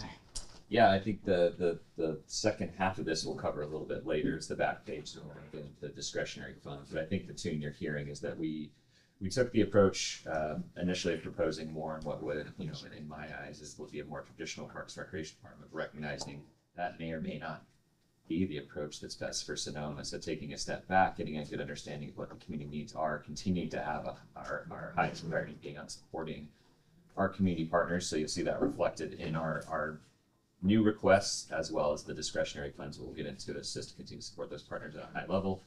Really have an opportunity to sit down with these partners in the coming year and understand their needs. A lot of our contractual agreements with some of these partners are going to be coming due in a year's time, so a good opportunity to really understand what our role as the Parks, Recreation, Community Services Department looks like in order to support the city as well as meet new unmet needs. I'd also like to just take the moment to appreciate Dave. He's doing an incredible job with the new department as a new department head. And in budget times like this, it's really difficult because we want to meet council's goals. We want to expand the programming, and he's brought forward a very deliberate, incremental approach to highlighting some things, but at the same time, really getting what that comprehensive picture is. And it feels strategically like the right move. Of course, we'd like to be adding staff, but as an ongoing expense, it's not something we felt like we could bring forward in this budget cycle. But this will help us get a better picture of what the need is and what the cost to deliver on what the community wants as it relates to this new department. So I feel like we're in a good place and appreciate the time and energy you and your team have put together. The other thing I wanted to mention, just to circle back from a big picture perspective on these new budget asks, is, as previously mentioned, there were additional asks in this mix that we have whittled out. I wanted to put one of them back on the table just for consideration in wrapping the discussion perhaps on the council's support to move forward with this. What's on this piece of paper? Is there anything that you feel like is missing? And the one thing that I think has been talked about a lot over the last few months is cemetery expansion. And what does that look like, and how much does that cost? So originally there was a request for approximately another $300,000 of new one-time money to move forward with the expansion of not just Valley, but of the Veteran Cemetery and the Mountain Cemetery. We pulled that out for a couple of reasons. One is we don't have a very specific comprehensive cost estimate right now of what it would take to actually make the expansion happen in such a way that it's ready for, new services or new plots. And the other, and not really knowing what the revenue generation offset is, there's some surveying going on. So there is going to be some design input that would help inform a more comprehensive cost estimate. Nevertheless, in trying to keep this deficit manageable and to right size the deficit, if you will, it's not currently being proposed by staff to proceed with that, but it is something that you could consider asking staff to allocate more one-time money toward doing in this next fiscal year. And that was a council priority. It's just an example of something that you could add. But as you're looking at your goals and priorities, this is the conversation that we want to have with all of you, is to get your input and say, is there something missing here on this list that you'd like to consider adding? Or is there something on here that you feel like you can't support and don't think is a priority for us to move forward?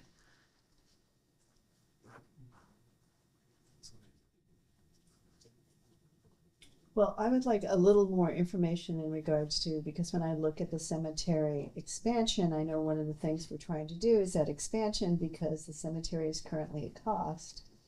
And not, you know, it brings in some revenue, but it's not bringing in as much revenue as the cost of maintaining the cemeteries. And we're doing a lot with our volunteer days and all of that to really cut into that. And so looking at like what is, you know, Carolyn, for you is sorry, there you are.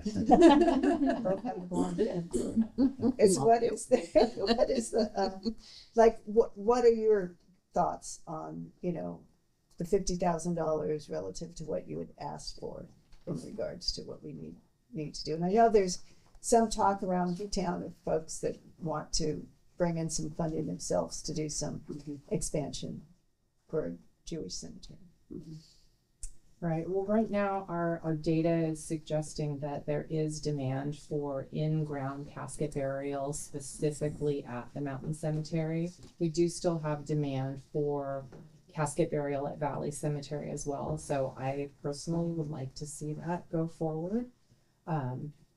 It's a living, sort of breathing thing. It changes constantly, but I am constantly getting phone calls and inquiries about when is this going to happen? Why is it taking so long? So I do have concerns about that being left out. The demand is there, and that is their biggest opportunity to increase revenue. And that is in the proposed one-time expenses. And so we would be able to move forward with that. Correct. Okay. Could just piggyback on Carolyn's answer, just a little context to that Valley number and what we're hoping to see in return, and why that one's being proposed as a definite move forward right now is, you know, what we've done some initial scoping, again, very high level, but working with our public works teams, where as well as Carolyn and the cemeteries consultants at Valley, we think we have the ability to add approximately 40 in-ground burial locations for this dollar amount. And, you know, we know that there is demand there. There's certainly higher demand at Valley Cemetery, but there is demand at Valley. And so the property internment rights, those are the tune of about $10,000 each. And so we have a wait list in place. And so once those are in place, selling five of those 40 will essentially pay for that project. It'll be a good, I think, test to see what the demand is, provide an opportunity for, I think, a much more immediate in-ground burial option as we continue to explore and understand what the concept looks like at Mountain. And also see how that gets us an uptick in revenue there, because we've been looking, and when we get to cemeteries, we'll see that really, I think our best opportunity to decrease that deficit is is through property interment sales, essentially. It's not necessarily for, and so we know there's demand for that. We'll see some return on revenue, be a good test pilot. Also, we did keep enough money in the budget to move forward with the concept development for Mountain, so that we've done land surveys. We're in the process of getting initial concepts to see how many spaces we'd have available. We can bring that back to the council when we have that information and get a bit clearer picture of what is possible up there. We're also having conversations with those community groups who I know have an interest in expanding up there. Just Mountain, with the topography, it's inherently a little more challenging than it is in the topography. I'm curious, given the investment we made last year in the above grade columbariums, have we sold what we thought we were going to sell? I know that there were some inscriptions. I'm just curious, what's the balance availability on those two units? Both. We're about at 50% for the Veterans Columbarium. Okay. Much slower on the Mountain, and we're looking at adjusting the pricing structure because there is such a difference in the existing inventory of the older niches between that and the new build. So that's something that we're looking at to decrease that. Great. Well, I fully support doing whatever we can to breathe life into our cemeteries because they've been, no pun intended, Yeah. they've been the redheaded Yeah. freckle-faced stepchild for too many years. And we've Yeah. ignored it. So Yes. we have an obligation to those that are already interned, as well as those that wish to be part of the Sonoma community in the long run. So Where is Yes. the pun in that? breathe life, That- breathe life. I I can't. It's not really a pun, No, more of a joke here. never, also, I want to say that thank you for your great efforts, because, and then many years ago, all the residents complain, no any activities, and for the city financial, always a burden. And then Sandra and I put in the cemetery as the city council's goal, right? Yeah. And then, finally we set up the department and hired you. And also at that time, we were concerned about that is the debt on $1.2 million. But right now, look at it, today's the tables we already removed. I'm wondering if it is, I hope it is 100% compliant, because the city council never received this kind of request how to write off.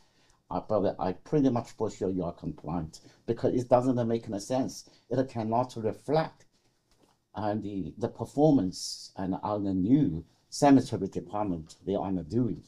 So again, and thank you, especially I find out your flyers on the lobby of the first floor you put over there. That's great to the market. Yeah, thank you. Cemeteries are us. So just kind of to circle back to the conversation here about 552. Let's see, the new dollar amount would be 552 plus 577 in total general Yeah. fund new requests. Is there any other feedback from the council about moving these forward to the budget hearing? Anything missing?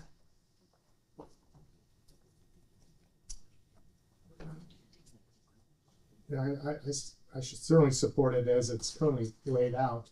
Back on the cemetery too, I would love a little bit more information about the potential return on investment, because we've all been told that there's great opportunity there. It's just that we, for a variety of reasons, have moved forward rather methodically and slow. And now it's the question is, if we need to invest another 100, 200, 300,000, what does that really mean? Yes.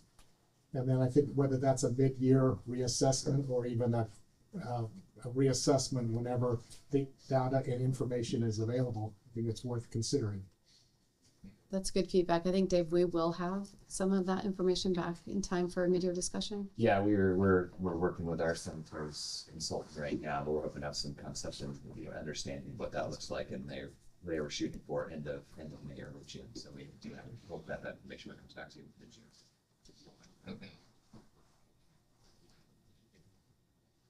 We're good with 577. I did hear, meaning I saw one nod. Are we good with that? We've got all nods. Wonderful. Thank you, Mayor. I did want to, before we move on in the presentation, I did want to mention a potential issue that's come up around the health insurance costs for our employees. The quick version of this is that the risk pool where we've been using REMIP, which is a risk pool for our health insurance, and we've been part of that pool for many years. That pool is now going away, and the city is having to move to a different risk pool for health insurance. The name of that pool is CIRA, using the Prism Healthcare.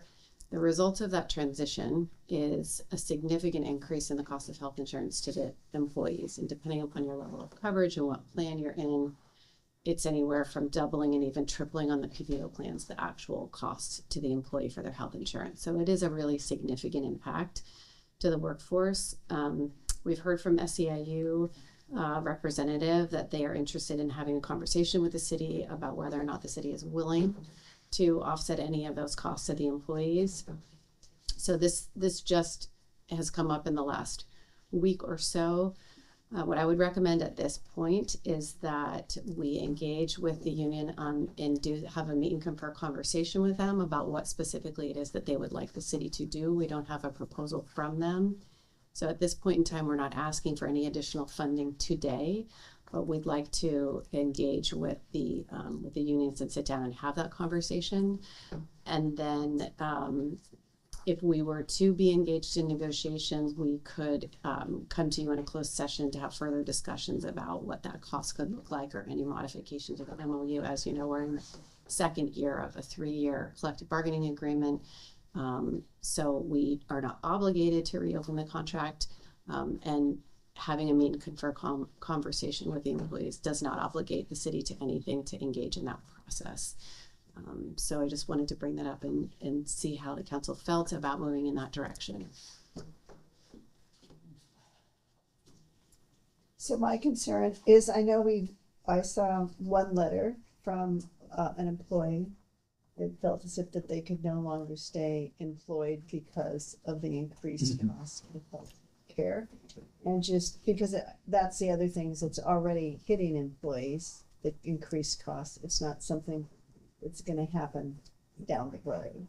And It would be July 1st. It'd be July 1st, but they know what that's going to be. Yeah, we've had an employee webinar and had the folks from REMIF come and explain the situation and lay out what the future costs are, because there's going to be an open enrollment here in June where folks need to make a decision about what health plan they want to be a part of.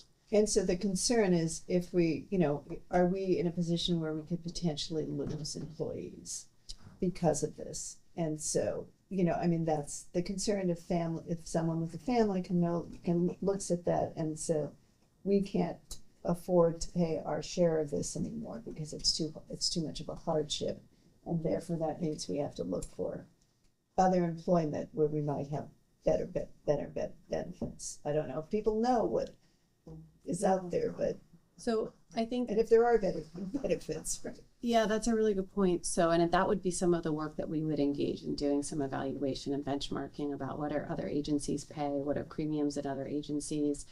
We did look at other risk pools, and this was the least expensive option for the city to move to at this point. I think there needs to be further evaluation of that going forward, but we're in a tight, condensed time frame. Your question about both recruitment and retention, I think, yeah, there are risks when you look at compensation and being competitive in the market. It's not just health insurance, it's salary, it's what can you pay in that total compensation package. So I think it's possible, that someone could say, I'm just priced out of this and I don't have an alternative option with a spouse or someone else to be covered, which is why I'm bringing it up here to you today, is I think it's an important conversation to have with the employees. And yeah, we want to retain our great employees, and this is a difficult situation for everybody. Just a point of clarification. So is REMIF recommending this shift, or did we go out independently and find an event? REMIF is going away. We no longer have the option to stay with REMIF. Okay. I So think they have nothing to do with the medical stuff after? no, July. they are Okay. essentially dissolving, and part of the phenomena here is that we believe that their rates have been somewhat potentially artificially low. So in comparison to other premiums, it's a big jump because we think they've been somewhat artificially suppressed. That the market really is. I mean, everyone is experiencing huge increases in health care costs. So that's not unusual. What's unusual is the catch up, if you will, that is happening with that cost and the cost of the employees. We did just negotiate a increase in the health insurance cost in the last contract, if you recall. So the cost of the employees has been particularly low in comparison to other agencies. But it all depends. Different, some agencies pay 90% or 100% of your lowest cost plan. And then if you want a more expensive plan, then you pay more. Our percentages are similar but different. I think we pay 91% towards Kaiser and 82% towards some of the PPOs, but it's definitely, I think, worth looking at some reconsideration of, let's get the full context of how does this situation compare to other agencies, and response to your question as well as how much of a recruitment and retention challenge will this pose for the city, and trying to make sure everybody has that full picture of what it would look like to go somewhere else. Well, I think the right thing to do is to sit down with them and you can confirm. So, from a timing standpoint, timing is not good because we're focused on the budget. At the same time, if July 1st is when they're gonna feel the hit. Is there any way that you can expedite your discussion with the union and then be able to come back to us, even if we have to have a special meeting to, so that at least, in the very least, that the staff can see that we are taking it under consideration and that we are not turning a deaf ear? Because what's worse is to lose staff. We don't want that. And, but it may be that level too. Yeah, it's so yes, I think process and timing wise it's a little tight, but I think it's possible. I expect that if I talk to the union representative today, that he would be happy to meet swiftly to have the conversation. I've talked to David Ritterman about going into closed session on the 3rd of June, which is just a week from now. Which doesn't give us a ton of time, but we've done some of the analysis on the costing already, so we could bring that forward to you in closed session and have a discussion about whether the council wanted to add any one-time funds to this budget that then could proceed to the June 17th budget hearing. So I think the important thing to do is be engaged with the workforce too, not just the union, but our employees, and make sure they know we're really taking this seriously. And please, pause for a minute before making an open enrollment decision until we can have more discussion about what that could look like in a final budget hearing on the 17th. Are we all in agreement as far as direction? All right, thank you very much. That's helpful. Okay.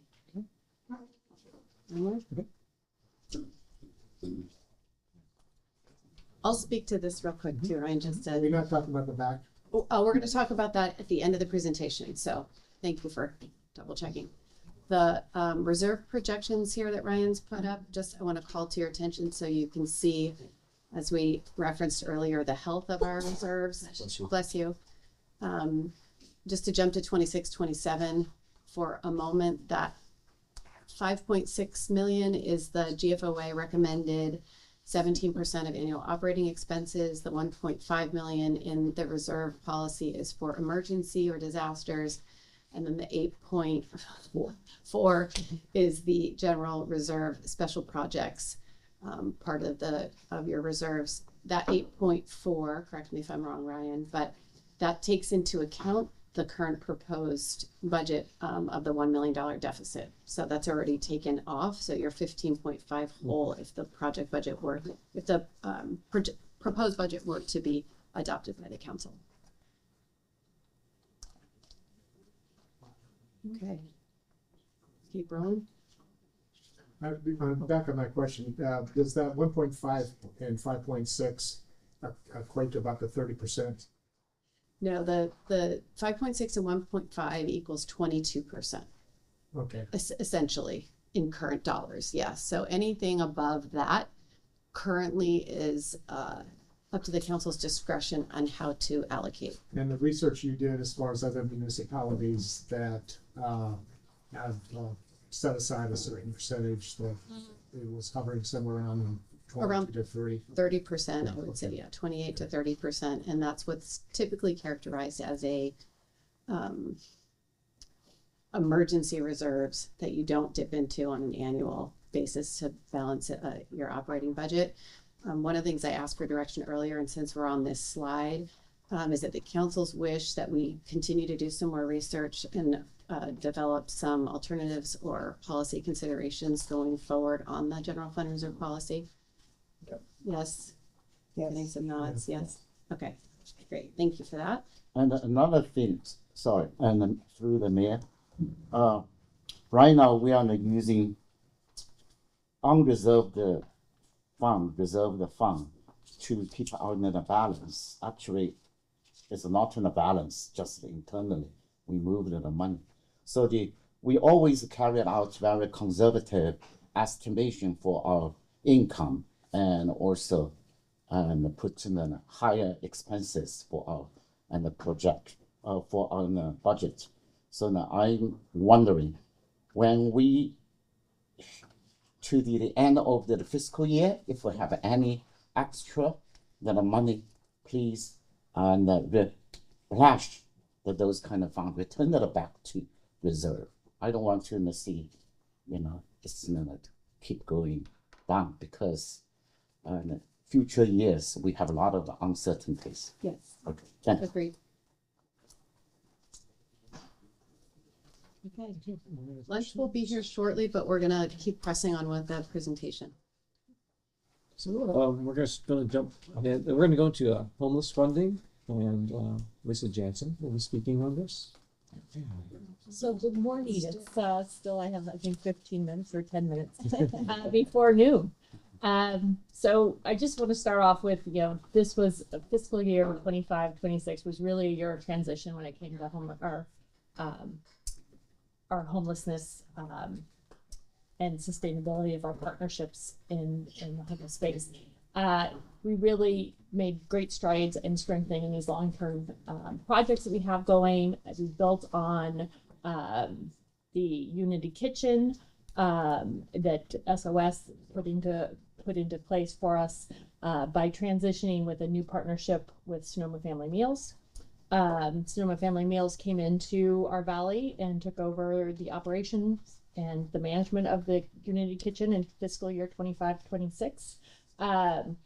What they did during this transition period is they really were able to build a sustainable funding mechanism through their enterprise mechanisms that they have, which is their training, using the Unity Kitchen as a training facility, and then also expanding into prepared food as far as their food truck and other things like that. So we have a new partner that is much more sustainable moving forward in the Unity Kitchen. And then the Home and Safe Village for fiscal year 25 and 26. HAS entered into an operational agreement with Catholic Charities that took place in August of last year. Catholic Charities assumed the management and operations of the Home and Safe Village. And as we move into fiscal year 26 and 27, that partnership is going to change one more time. It's going to go from an operational agreement into more of a lease agreement for the property. And the reason for this is it allows Catholic Charities to come in and actually get direct funding. And so right now, I think working with the county, Catholic Charities working with getting some ERF funding, and hopefully it'll allow them to look at hopefully purchasing the property and giving that Home and Safe Village a more sustainable future, and keeping it here in the valley. And then one thing that isn't listed on the slide is the Unity Kitchen is still transitioning. There are plans for a major remodel of the kitchen, and which will allow them to continue to kind of expand on that training aspect for that property. And then can we go on to the next slide? Thank you. So the city's funding and support for homeless services in Sonoma Valley. This is kind of in line with the original ask for fiscal year 25-26, which is, and it's been fairly consistent. So Catholic Charities through HAS's Home and Safe Village, they run our day services, and the city funds them to the tune of about $50,000 a year. This allows any individual that's in need of showers and food and laundry services and just a place to kind of hang out during the day. Allows individuals to come in and use that facility. Through Catholic Charities for this fiscal year, they're also going to take over the funding for case management for the Home and Safe Village. And this is case management that is not part of our outreach team, which is a little different. That's a county funded position through the DOC. But this is really specific case management to those individuals coming into the Home and Safe Village. And it gets them on the HMIS reporting, which is something that's a requirement in order to get continual services. So very important position at the Home and Safe Village. Sonoma Family Meals, we're looking at funding them, continuing to fund them for the unhoused, feeding the unhoused population here in the valley. That's to the tune of $50,000 this year is what is in the budget. And then I think just to reiterate, we had received a Measure O funding that expired in fiscal year 25-26. It was 3-year funding for our by names list coordinator for the Sonoma Valley, and Homes First actually went direct to the county. And so that is a service that continues to be funded here in Sonoma Valley. But it's a direct funding between Homes First and our and the county. That role will continue.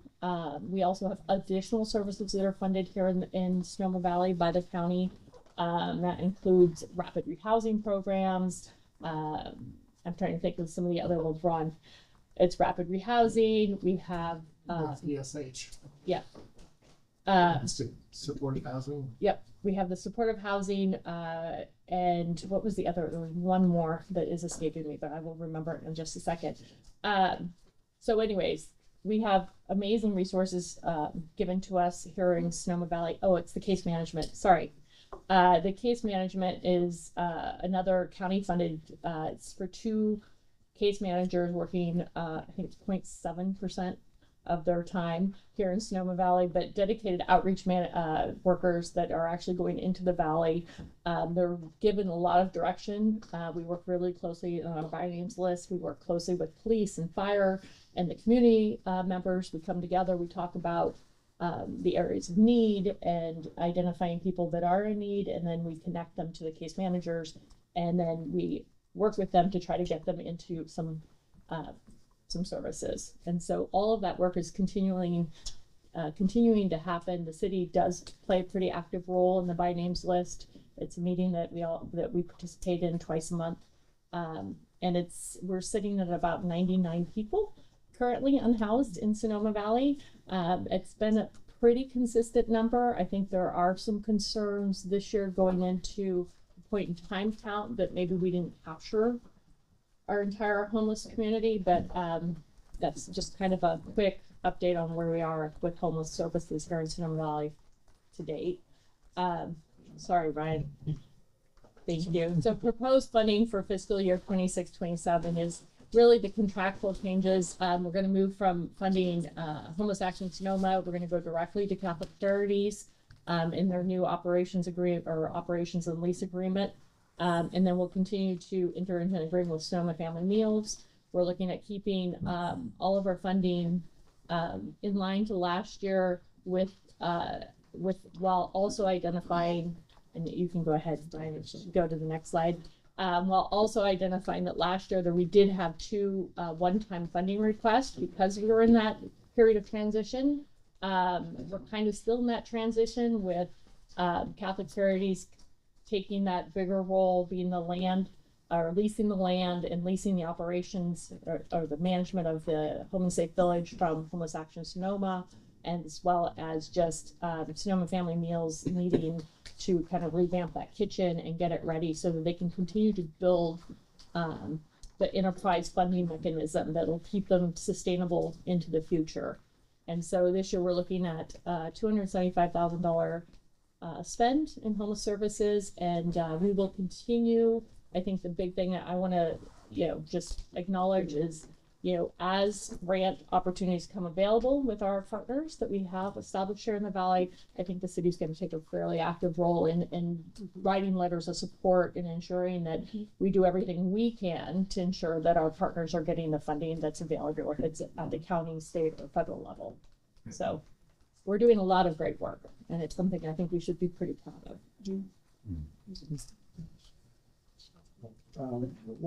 What's our budgeted funding for this year? The budgeted funding was 275. So we're flat. Yeah. And like I said, we continue to call out the one-time funding because we're not sure until we get like past the build out of the Unity Kitchen to see what that enterprise funding is gonna, if it'll absorb that extra $25,000 ask that they've made. And then as Catholic Charities moves into that, as that land owner opportunity, if they can get the ERF funding and purchase the land, like we're not sure what their need from us is going to be into the future, but the picture's becoming very clear. I had also heard from Supervisor Emercio that HAS was looking at having a warming, cooling center there. And just curious as to, I think they probably want some support from us for that, but whether or not that offsets what we would be doing. I think generally there is a tremendous opportunity, and so Catholic Charities is looking to, and this has been in discussion for a couple of years, build a metal building to kind of house the central dining area and the central gathering space for the Home and Safe Village. I don't know if everyone's familiar, but it's 22 small little homes. Not a lot of space to entertain anyone or to gather. So currently they do it in a tent, 20 by 30 tent. And so the thought was they were going to change that tent into a more permanent building. Cristine and I went and met with them last week and had a little bit of a brainstorming session. And it was like, oh, well, what about a portable building? And so I think what we're seeing now is with Catholic Charities is there's willingness to entertain other ideas, and there's discussions about expanding the facility. And it's always it depends on whether or not they can get the funding. But I think Catholic Charities has a really great reputation, and they are able to meet the reporting requirements necessary. And so I think with their reputation, and they have a grant writing team, they're really with it and on it. I think there's more opportunity for us to expand services here in the Valley as them being the operator and the kind of the mechanism to run that village. And we'll see how that affects budgeting going forward. Exactly. But status quo this year, and then we'll see what the future holds. Just to add 2 cents, because this is where I've spent a lot of time in the last 2 years. Funding from the feds is coming back, is being cut significantly. Yeah. So the overall attitude that the providers are trying to maintain is this idea that let's not lose what we've established. We may not be adding programs, we may be not adding new providers or facilities. So the goal is to keep going what we have. And I think that I agree, we should be proud of what we have. We have no providers within city limits. So in one sense, we're kind of unifying the Springs area and saying, no, we got some skin in the game. And I think that our police chief would concur that both Unity Kitchen as well as the little village overall does a good job, that there are very few complaints. And that, again, I'm still struggling with the 3 pages of acronyms as far as understanding all the exchange, but I'm very happy that we are as active as we are. It is transient as far as the movement of the homeless, but I'm very proud that we are part of it, that we've been able to give what we have. I fully support the 275. The village is very precarious because they have a loan nut that's due September 2027. So that's just around the corner. And it's a big nut. And I concur. My experience with Catholic Charities, Jenny Lynn Holmes is incredibly proactive and creative in being able to figure out it, because she's running a lot of organizations and various providers up in Santa Rosa. So that's plus. So our goal is not to lose that facility, because there has been some talk that the option may be that they end up having to move the 20 village little things somewhere else, and that Haas, as we know, is going to have to declare bankruptcy and just walk away. I certainly don't think that's what we want. So again, I love the fact that we are supporting what we support, and I would strongly encourage my fellow council members to continue to say, this is a good investment, and we're not turning a blind eye. We're not lifting up the drawbridge idea that we don't care about what's happening in the Springs. So there's my passionate plea. John. Thank you, Mayor. I totally support 275. As to our general budget, I just look at, and we are using our general funded budget and 0.6%. Compared with other cities, just like us, small cities, this amount is below the average, and another big company or big cities, they are spending 3%, even the 5%. They couldn't solve this issue. So I fully support. And also, I will also want to take this opportunity to tell you, I have resigned an SOS and a board membership because technically, the SOS has been on the transit. It's a service to the Sonoma family meal. It has been running very good, and the transition, I'm watching and track, and I think right now my duty is not over. So this month I just resigned. Yeah, yeah. Thank you so much. It's not easy. When I started my volunteer work with SOS, yearly and income and fundraising income just only $50,000. When I left in the last years, it's $1.2 million. It represents great effort for SOS and also our community and the donors. So it's good experience for me. I so much appreciate. In the future, I don't need to follow the state FPPC instruction to disclose my membership. Right now, I'm the free, so that I fully support 270. Thank you. My last comments, a public service announcement. Farmers Market Tuesday night, the Sonoma Family Meals has a truck there. And I would strongly encourage us, that's a good way to continue to support. And if you haven't met her, the head of Sonoma Family Meals is a woman by the name of Whitney Ruling. She's cut her teeth in this small community that has a significant homeless problem called New York City. So we are very fortunate, I think, to have someone with that kind of experience come and provide the support and services that she's currently doing. So again, very, very happy, very proud of what we're doing. That's great. And what they're doing. Yeah, thank you all. Tough one. So Good. got the nod. Yeah, great. Thank you so much, Lisa. We're going to take a quick 15-20 minute break to have some lunch. And then we're using for the rest of the presentation. Yeah.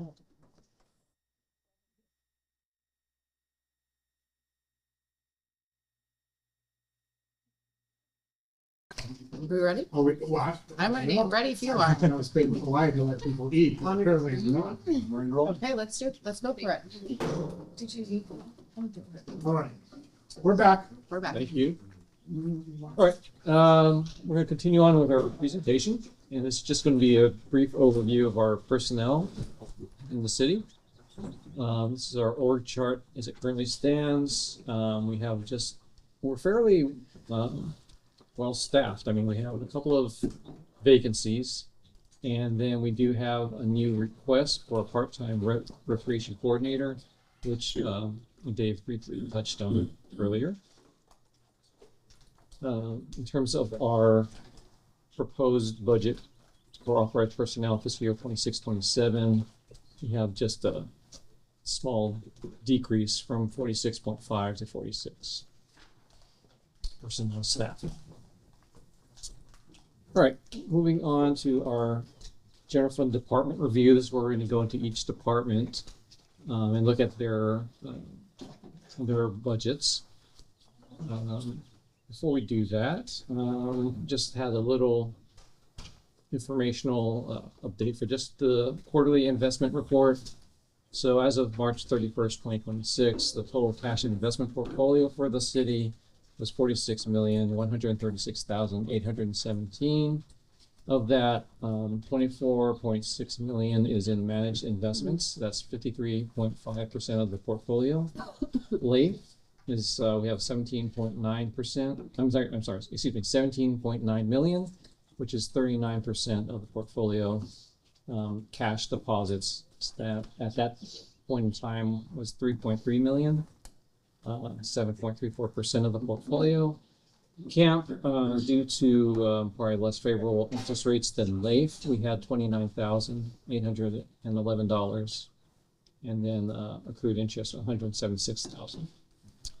The weighted yield to maturity for the managed investment portfolio is 4.11%, and no investments matured or were purchased during that period. So moving on, we look at this. City Council, for each of these departments, just in interest of time, I'm going to just briefly touch on some highlights of the goals and accomplishments for each department. There'll be a much more comprehensive list of all that in the budget book. For this meeting, I'll just highlight some interesting goals and accomplishments. City Council, we just really are going to go look at the budget right now. Employee benefits, let's see. So an increase in, excuse me. So the benefits saw an increase in the health insurance, but a decrease in the workers' comp premium. Professional services, we see an increase of 2,000, and that's largely related to the council goal setting. Property services, actually we saw a decrease in the property and liability insurance for this department. And operations increase was a result of increase in membership fees and mobile communication subscriptions. A decrease in the internal service fund was a excuse me, reduction in the transfers for MIS. Moving on to the city manager's office.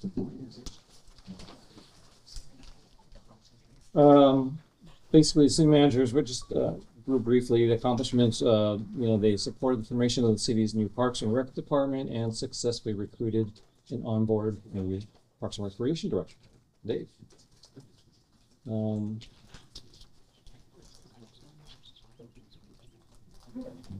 terms of the goals,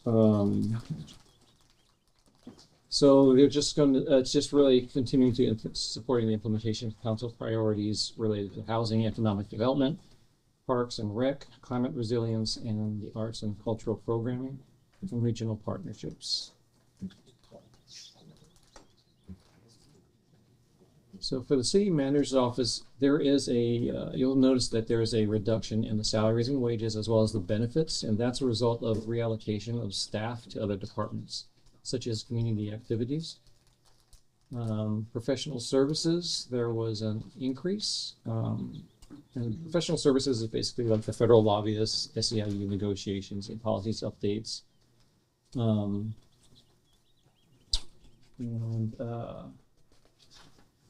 Property services, there was an increase in the P&L insurance premium. There was also an increase in the copier rental, and that's as a result of reallocating from the non-departmental budget into each individual office, I should say each individual department's budget instead of keeping it in non-departmental. Operations increase was due to mobile phone subscriptions, and a reduction in the internal service was a result of less transfers into the MIS. Ryan, is the professional services our lobbyist? Yes, that includes the lobbyists. Thank you.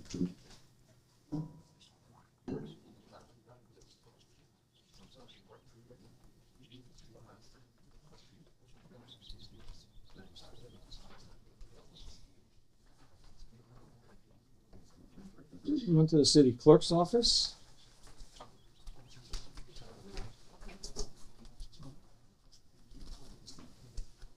Uh, 25-26 accomplishments. I'm just going to highlight that they completed the implementation of Next Request, which is our online public records request solution. So everyone now makes these requests online, and it allows them also to track and how many of those requests are being submitted and also answered.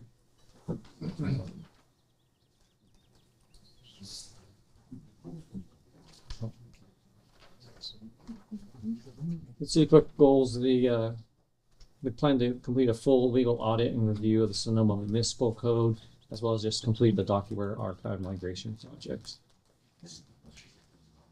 In terms of their budget, it'll be you see there is a salary increase, generally above what we normally see. And that's really a result of an increase in longevity benefit. For professional services, there's an increase, and that's due to the elections and also work on the meeting code.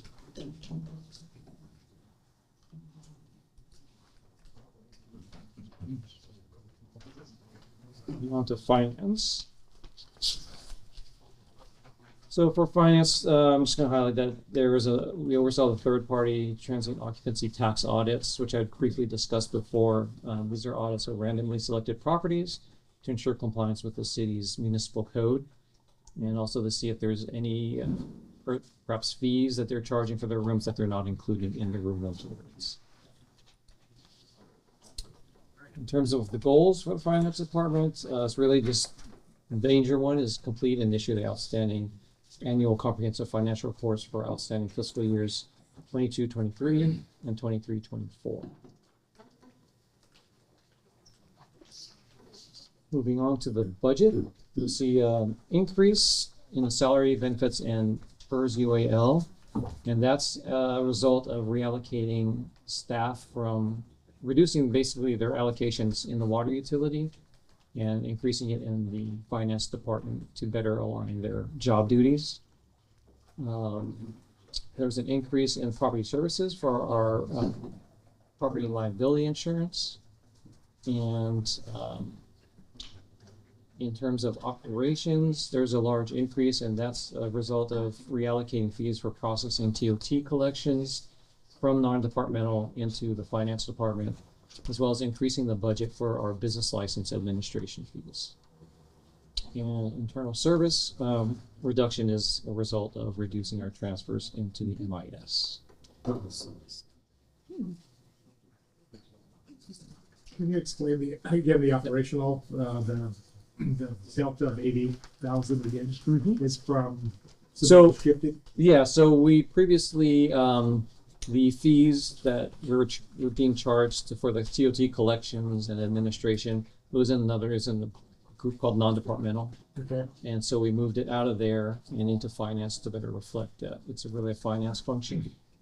So when we look at non-departmental line item, it would be significantly less. Yeah. Correct. Yes, but actually we don't have the non-departmentals. We don't have those. We don't have the sort of analysis on that on non-departmental. Yeah. And then again, the business license, we found that the fees are exceeding what we'd initially budgeted, and so we're just increasing that amount for this upcoming fiscal year.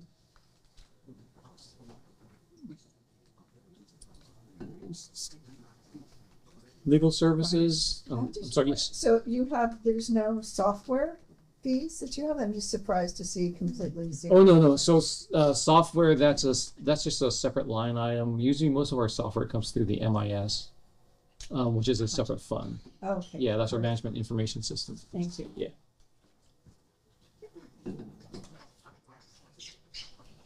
So, for example, our ERP would be in that other fund, not in finance. Thank you. Well, moving on to legal services, really there are only increases in the professional services, and that's as a result of the code enforcement contract. So our fee with our city attorney or our allotment for our city attorney has not increased? We don't anticipate that, no. And if I'm not mistaken, he has been pretty prudent on how he's spent his 25-26 allotment. I believe so. Yeah. So what we're doing is we're just taking the history of 25-26 and turning it on. Yeah, terrific. Yeah, that's correct. Any questions? So Public Works, this is administration and stormwater. The accomplishments, we're looking at completed the 2025 update to their urban water management plan. and repaired sidewalk and ADA ramps at various sites, in the Friar Creek neighborhood, including updated entrances at the Friar Creek Trail and updated ramps on 3rd Street West. For the goals, just wanted to highlight their goal to be in partnership with other regional agencies to develop a required grant applications to address statewide stormwater trash capture requirements. Also, to complete a fleet assessment, facility assessment, and updating the city's asset management system to reflect current workload, work orders, and assets. For their budget, we're looking at a reduction, and that's due to some new staffing allocations.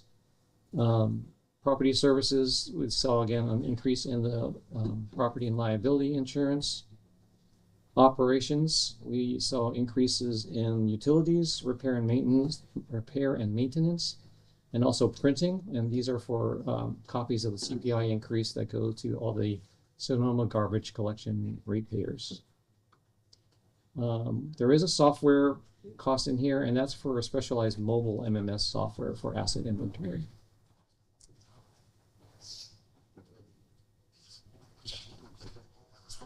Moving into streets.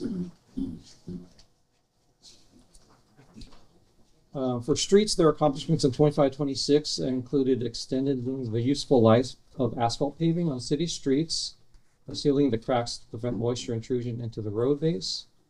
And we also completed roughly half a dozen speed surveys to support traffic studies at locations within the city limits. For their goals in 26 and 27, we plan to update the city's pavement management plan. This is a grant-funded biannual activity, and also prepare a 5-year paving plan. Also, they're going to plan to continue implementing larger scale traffic calming projects, such as traffic tables, safety lighting, and RRFPs.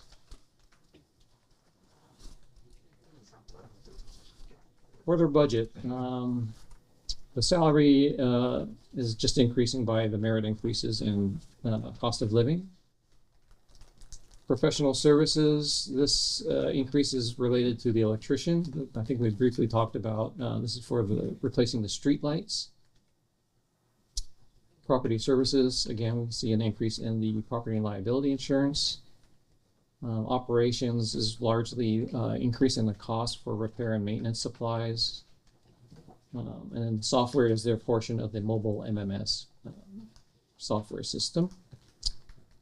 There's an increase in the internal service fund for vehicle replacement and long-term building maintenance.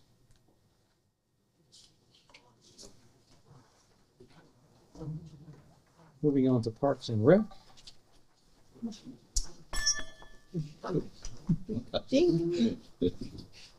So for their 25-26 accomplishments, they collaborated with the Community Development Department to complete a citywide tree inventory and canopy study. There's a deep cleaned the plaza fish and duck ponds, engaged with pond and aquatic management experts to better understand the systems and plan for improvements, and also coordinated with Field of Dreams, Transcendence Theater, and Public Works to complete a site relocation of the outdoor stage space at the Field of Dreams location. In terms of their goals for 26-27, to work with Pros Commission and community organizations to create a vision and begin improvements for Depot Park. Coordinate with Recreation staff and Cultural and Fine Arts Commission to move temporary and public art installations forward. And utilize the recently completed tree inventory and canopy study to implement an annual Arbor Day program with supplemental community tree planting opportunities throughout the year. In terms of their 26-27 budget, so salary, benefits, and PERS UAL saw a decrease, and that's again due to some staffing reallocations, largely to community services and cemeteries. For professional services, that is, most of that is actually based on the recreation plan that Dave had discussed, that $250,000. For operations, we see a reduction, and that's reallocation of repair and maintenance for our facilities that used to be under parks, and now it's going to be in other departments. And then the internal service fund, we had a decrease, and that was as a result of a one-time budget adjustment fiscal year 25-26. So with the add of 25,000 for the plan, this will just change minorly. Right, correct.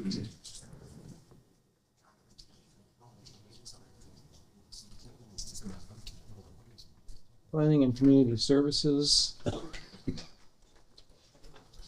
For their 25 and 26 accomplishments, they began the process to update the inclusionary ordinance, updated planning permit fees, and prepared a draft schedule for review and consideration, and also hired a part-time sustainability coordinator.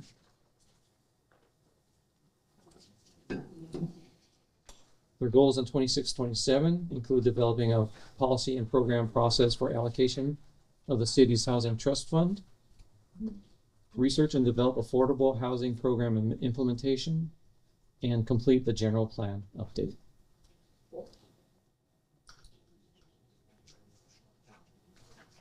For their salary and benefits, there's an increase partially due to in 25-26, excuse me, under resolution 60-2025, there was an adjusted salary range for the director.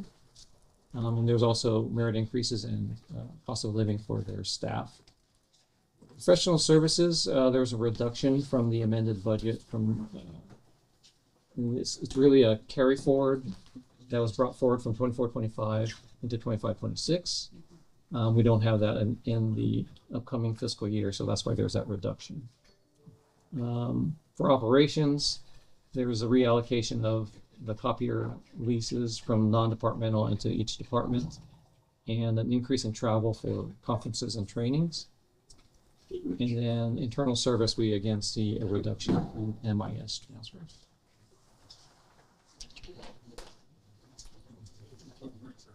For building and development, accomplishments in 25-26 include incorporating the online sorry about that, the wrong one.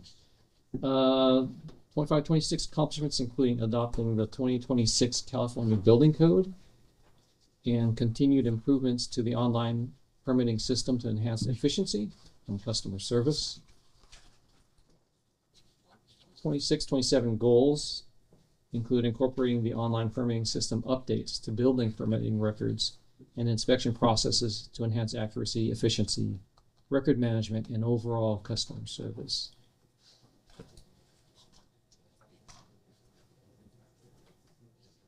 Their budget salary increase is basically at the merit increase and cost of living, as well as including the partially the adjusted salary range for the director. Property services is the increase in property and liability insurance. And operations, again, saw a reallocation of the copier lease out of non-departmental and into the departments. And again, an increase in travel for conferences and trainings, and increase in cell coverage for phones and tablets.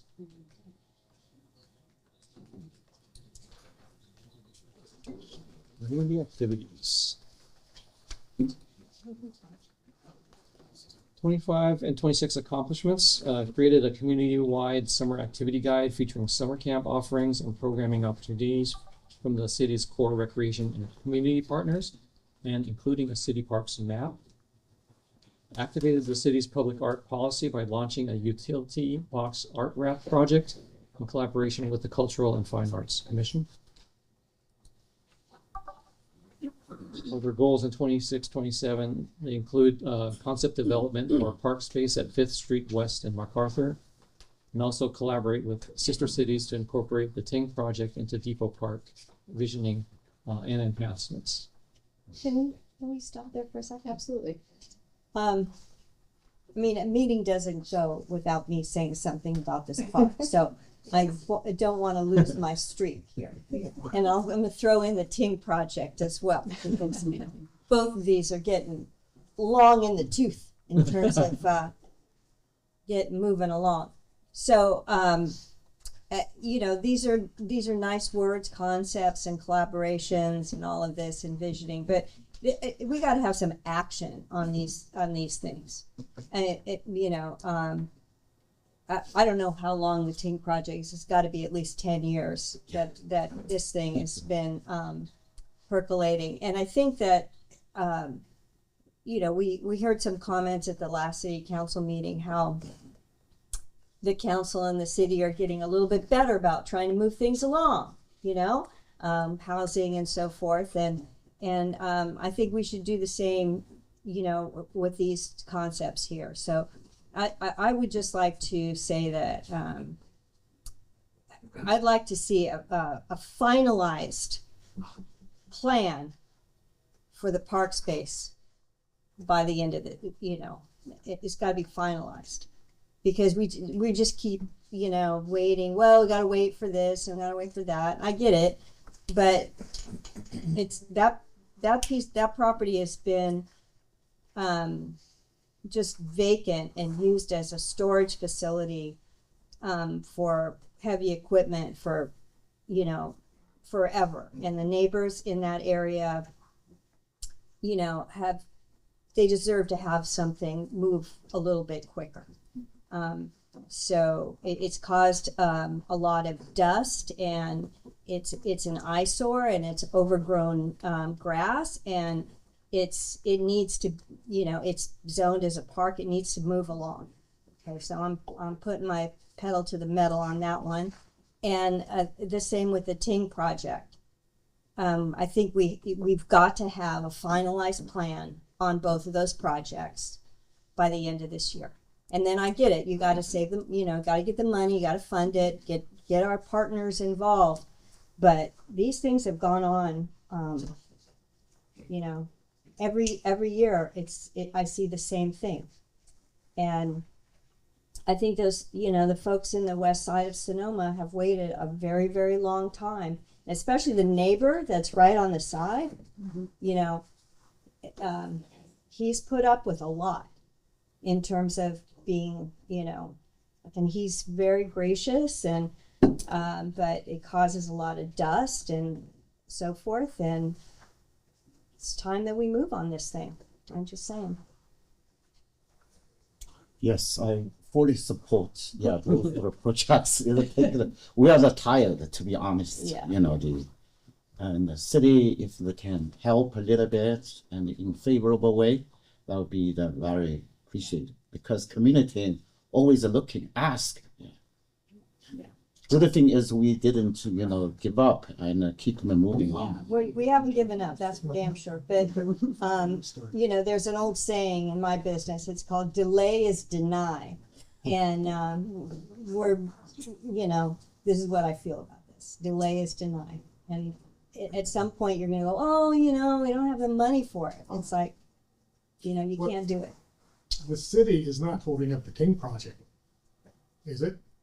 The Ting should be 100% a gift from the local non-profit organization. But in terms of, so what direction are you looking for the city in order to move the Ting project forward? And for example, in the future, and in the compliance issue, and possibly they will issue the new updated construction permit. If it's possible for the city, give them some discount or unfavorable rate, that would much help, because all these kind of the money they raised just from the community, from the donors, any of the money and can save, that means each penny will be fully used for our city community. Just to update and respond to that, we've met recently with the Ting folks who are working on that, and they're resubmitting plans. There's a change in the approach where the materials are going to be shipped directly. And so Jennifer and her team are looking at just to make sure they're in compliance. So that process is happening and moving along.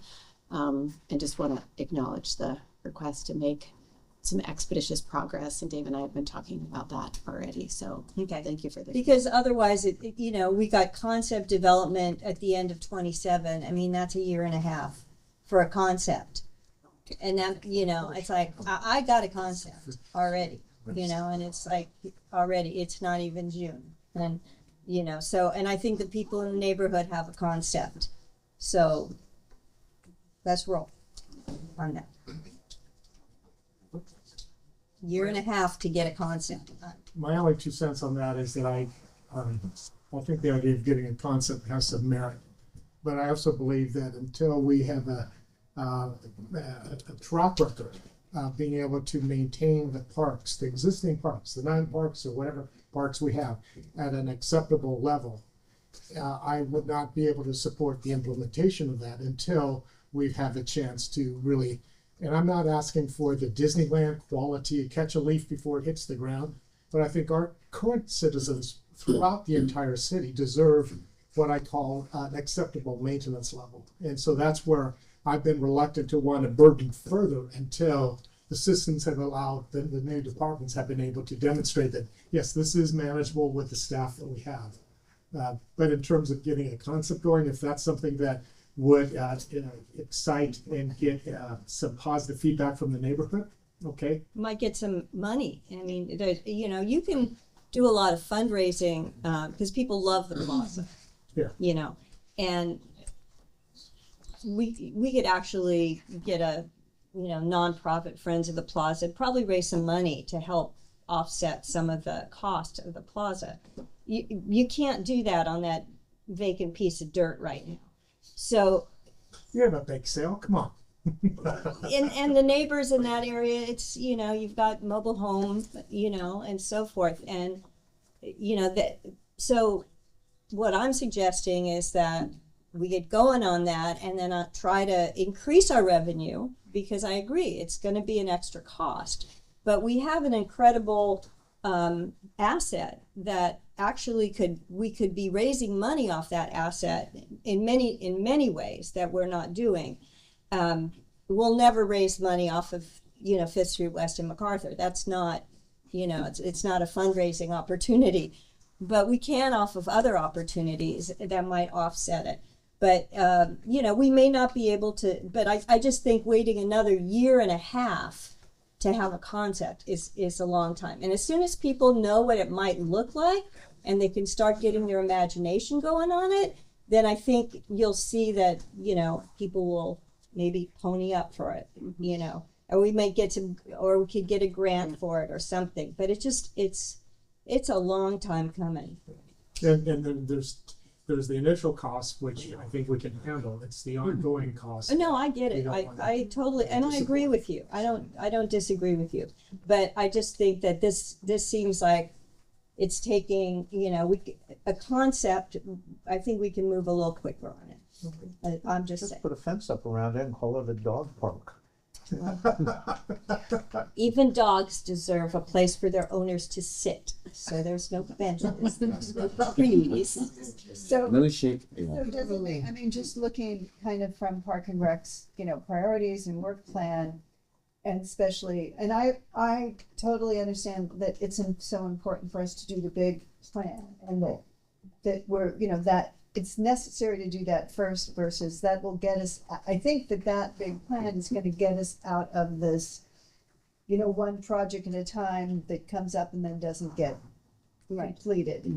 But maybe, you know, when we're looking at for this park, is there a way to think about how do we actually get a real, because I know you have a concept, I don't think there's a concept on paper. No, that is a viable concept that someone could execute yet. Nope. But it's in my mind. But is there, you know, how does that fit in the calendar to get, you know, a real concept? And, you know, how does that conflict or support kind of the overall plan?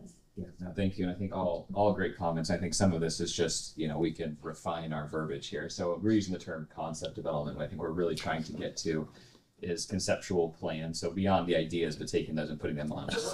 So the intent is that would give the community and the council, here's the actual plan, which then would lead into cost estimations, and assuming everyone's on board with that plan, move directly into construction documents. So using the term concept, but I understand where that may come across vague, as we're just talking about, again, ideas rather than a hard and fast conceptual design. So I'm working with our on-call landscape architect. We're going to refine that timeline, and I think that's something that we can certainly expedite, especially if we're doing some other community outreach. We could take advantage of that, right? Get everyone to come talk about it. And I think one of the things that I didn't mention earlier, but with the overall Parks and Rec plan, one thing is that we want to make sure we do is we're going to work while we're doing that work. And so that's going to be a little bit higher level, talk about your whole system. We can still dive into more detailed design level of the individual park on 5th Street West. So I hear you loud and clear, and I think, you know, we put these on here. That doesn't mean necessarily that we're gonna wait until June 30th for that to be completed. That can happen. No, I know. I just have to, you know, it's my side of town. It's the actual people who live there brought the concept to me, you know, in 2021. It's now 2026. And they're the ones that identified the fact that, you know, this has been a property that the city had zoned for a park for years, and nothing had happened. So I sort of made it like a big deal for our area to make this happen. But, you know, so I appreciate everything that's being said, and I agree with it. I also think that in terms of what Connie brought up earlier, you know, that really is one of the main entrances to Sonoma. I mean, I can tell you by the traffic at around 2:30 in the afternoon.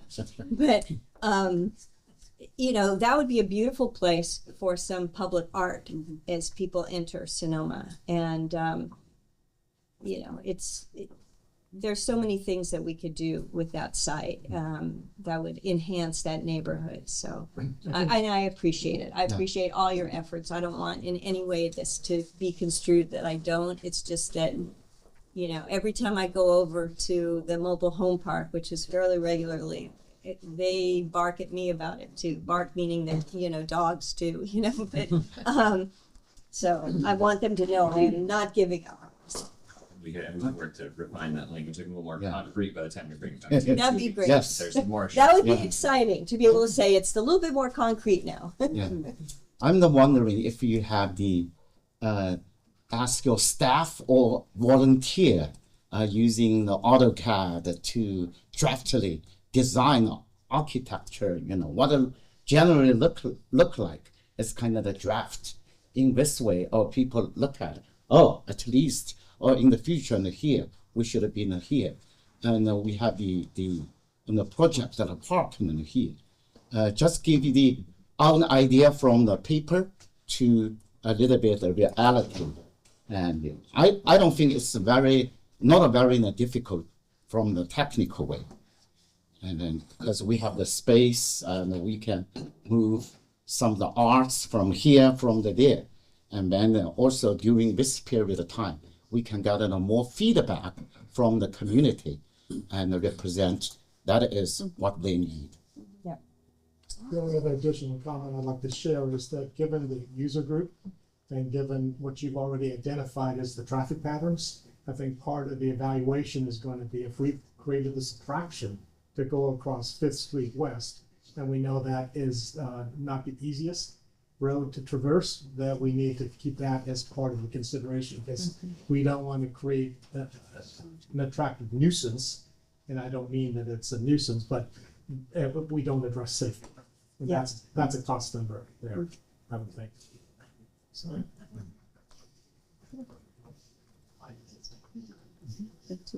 Right. So just moving on to the community activities budget for 26-27. You'll see an increase in their salary, wages, benefits, and PERS UAL, and again, that's the staffing reallocation. Part of it, that reallocation came from parks, and part of it came from the city manager's office, and then also includes a new part-time recreation coordinator. Professional services, there's a decrease, and that's due to fiscal year 25-26 budget adjustment that had increased the amended budget for recreation software and recreation programming. There's an increase in recreation rentals, and city managed recreation events. And the splash one time that David touched on. So that all is under professional services. Property services, there was an increase in the P&L insurance, utilities, which is, I believe, the subsidies that we offer to our partners, and also the Sebastiani lease. And then operations, we had all the new requests that Dave had gone over, like recreation guides, instructors, also the increase in discretionary funding that he will talk on more later.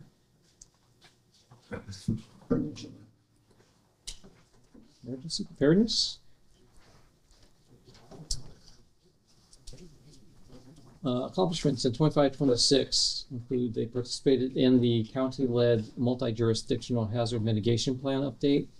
Draft plan included a city-specific annex is in review and anticipated for council consideration in September 2026. Activated the emergency homeless shelter as a warming center for 4 nights, February 17th to the 21st, and supporting the vulnerable populations during extreme cold.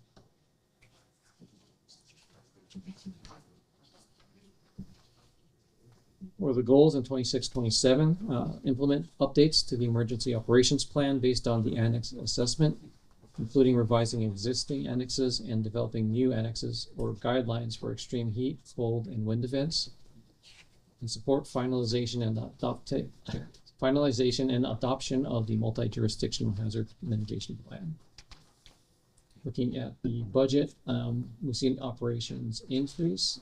This is for disaster preparedness, basically emergency planning, contract services, emergency volunteer management program. For property services, there's the increase in P&L insurance. Public information and engagement.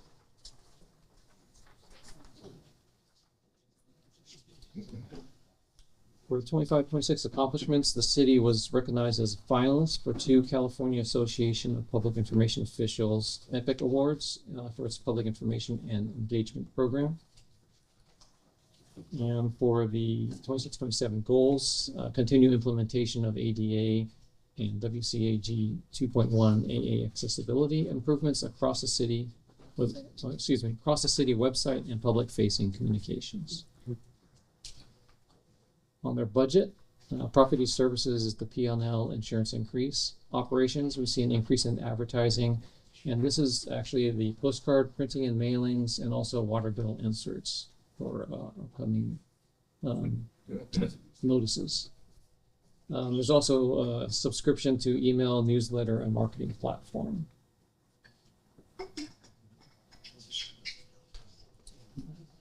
Moving on to the police department. Just maybe it's public information and engagement, but have we planned, I'm sure we have, the public education piece around the new district elections? I'm working on it right now, as a matter of fact. Oh, thank you. I will be sending an update to the city manager. There have been long plans for community outreach, but we have the kind of standard mailing postcard that will go out. We have the search by your address district map now available on the website, so folks can see what district they're in. And it's kind of twofold because it's new districts, and also it'll be an opportunity to communicate about people running for election. So that will be happening. It'll be in water bills. It'll get our kind of normal website updates and news posts, and a little bit of social media advertising, that sort of thing. I've talked to a number of people that have no idea what Yeah. district election's all about. Yeah. And so I just, I don't know that we're behind the curve in terms of educating folks, but it's going to be interesting. Yes, yes. Well, it's also timing, right? Is that people aren't paying attention to districts until they have to. So there has been some effort, but the amount of people who were engaged in the process was a lot for our community. I'm finding, talking to other communities when we went through the districting process. So that was done very transparently and went relatively well. And now the the next step is just, mostly it's the people I think who are gonna be like, why am I not voting for city council this year? Yeah. And I understand also the clerk's office planning to do some tabling of the Tuesday night farmers market and some other ways with a big map so people can kind of see the literal districts and kind of get some different ways of being able to approach it. But with the materials that we create, like postcards and that sort of thing, that also can be distributed, and it will be bilingual, of course, and sent in our usual suspects, library, vintage house, anybody else will take them.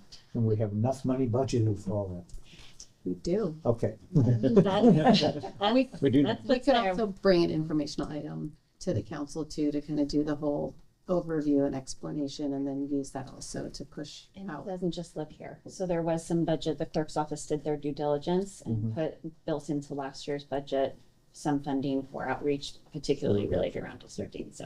There has also been some frustration on the part of some citizens that they can't read what is out there right now. They can't distinguish where District 5 stops at 4. Well, is that Fifth Street, or is that West MacArthur, or is that, and where does it go to? Oh, there's the hospital. So is there a way that we can go ahead and get the graphics, particularly if it's a handout?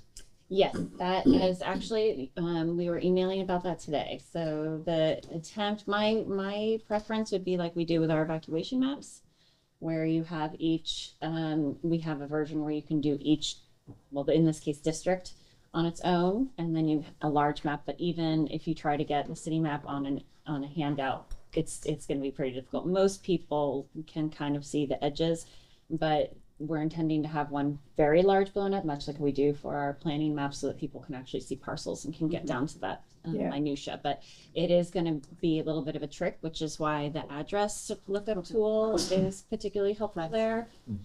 So putting in your address, it will tell you the district. But I know some people really love, they want to look on the map and see the line, and it's not necessarily about their address. They just want to know. And so we're going to hopefully try to bridge that gap, but it is going to be a little difficult. But the address lookup tool map that's digitally based, you can expand it pretty well, and you can see every parcel with addresses. Digital? Yeah, that digital thing that we have, but we haven't made that announcement, so it's up. But we just need to. Have you put on the map the council members that represent those areas? So right now, because technically you don't no one represents a particular district.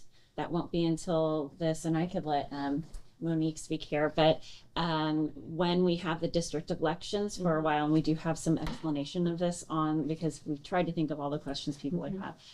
That is the first election where people will be running by district. So there will be 3 districts that will have district representatives, and 2 will appear not to, because those are, even though it might work out that we happen to have people who live in those areas, they haven't been voted for specifically for that district. Right. So it won't be until 2028 when that next cycle comes that all the districts will have somebody listed as their representative. Oh, got it.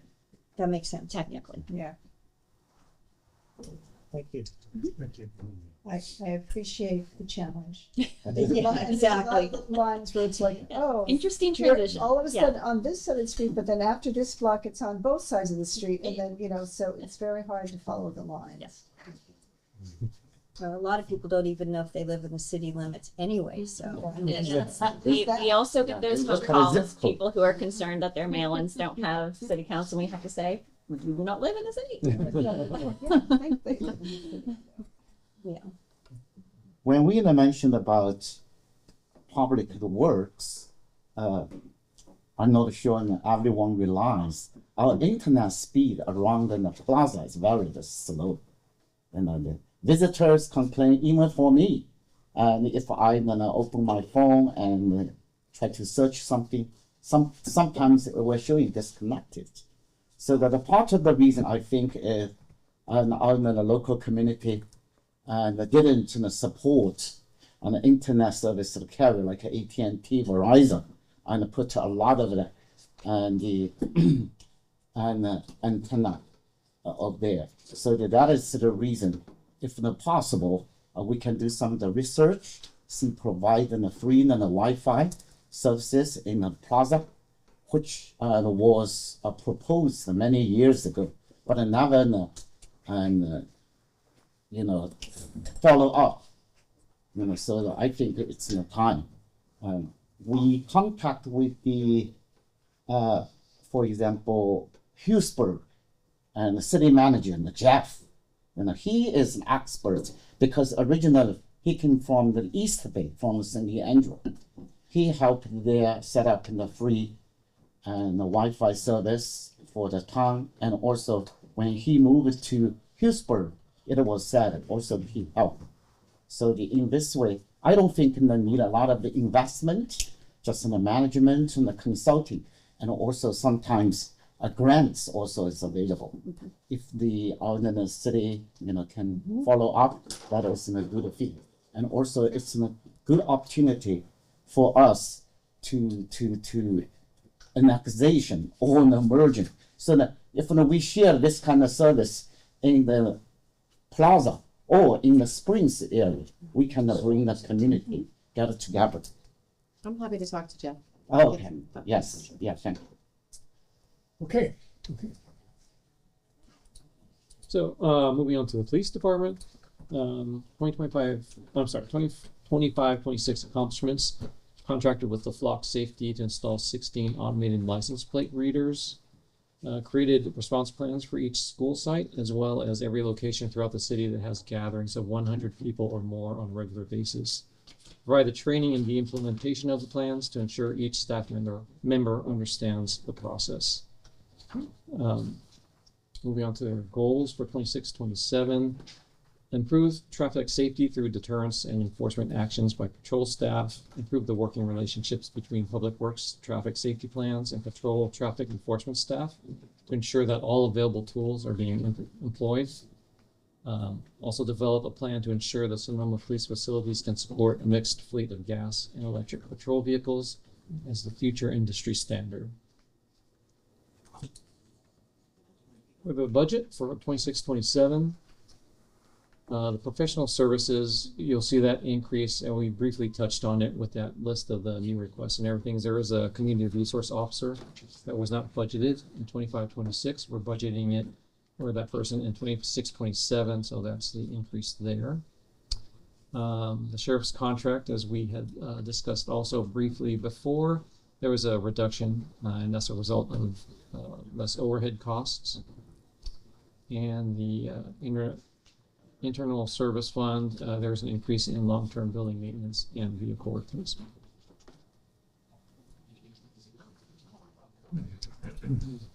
Any more questions? Good question. What is the sheriff's contract with the employees in terms of salaries and all that stuff? And how long is the contract? Where are you in it? Contract ended last fiscal year. Okay. All the bargaining units in the entire county agreed to a 3% single year increase to carry the bargaining into this fiscal year. Okay. So I think they've just started meeting again for the bargaining teams. So I have no idea what the outlook is like. I know the county pushed it back based on a lot of federal funding concerns and insecurity into what money was and wasn't coming in.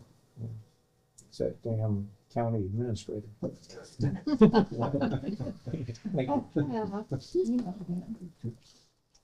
Give you a call.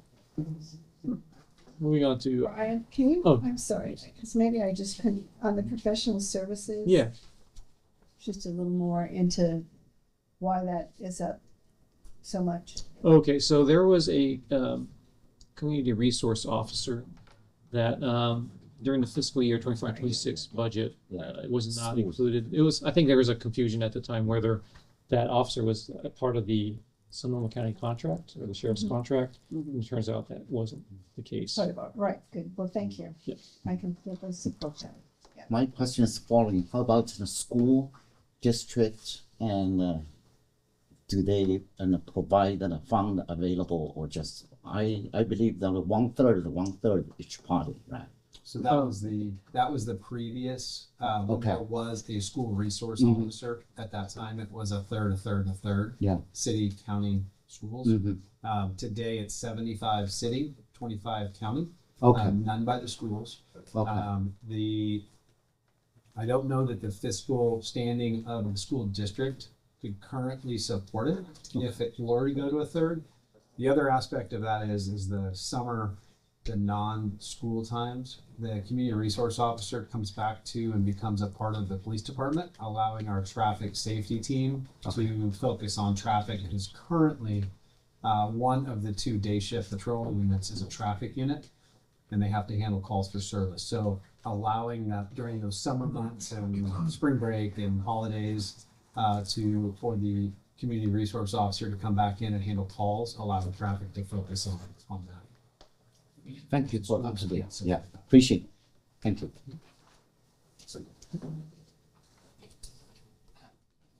Okay, moving on to the fire department, we're looking at 25-26 accomplishments. Gained inclusion on the Board of Forestry's Fire Risk Reduction Community List, which recognizes the district's adherence to best practices in local fire planning and enhances the ability to secure grant funding. And they also hired 8 new full-time firefighters and held a new volunteer fire academy for 11 new volunteers. 26-27 goals, strengthen the Fire Prevention Bureau's capacity in preparation for increased responsibilities under the new California WUI code and forthcoming mandates under the Keeping Communities Safe from Wildfires Act. Also complete installation of new 9/11 memorial at Fire Station Number 1 as part of the city's public art policy. Question real quick. Said hired 8 new full-time firefighters. Are those replacements or new positions? Primarily new positions through Measure H funding, but we also had one replacement. And that's not counting the 3 that I think we had under Measure H. No, that is not counting the 3 that those were hired. Those had been, there was no break in service between the funding that the city allocated post Safer grant to when Measure H we started receiving. Thank you. You're welcome.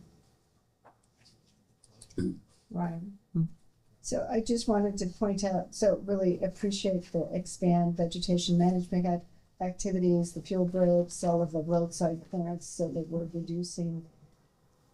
I don't ever know, this is really more adaptation than mitigation, right? So we're in that world of climate adaptation but I think also in accomplishments that happened last year was also the Montini prescribed burn.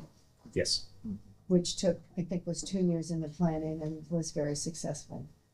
And that was run by our Measure H vegetation management coordinator primarily, yeah, in cooperation with a lot of community groups, yes, like the Ecology Center and Fire Forward and some of those groups. Thank you.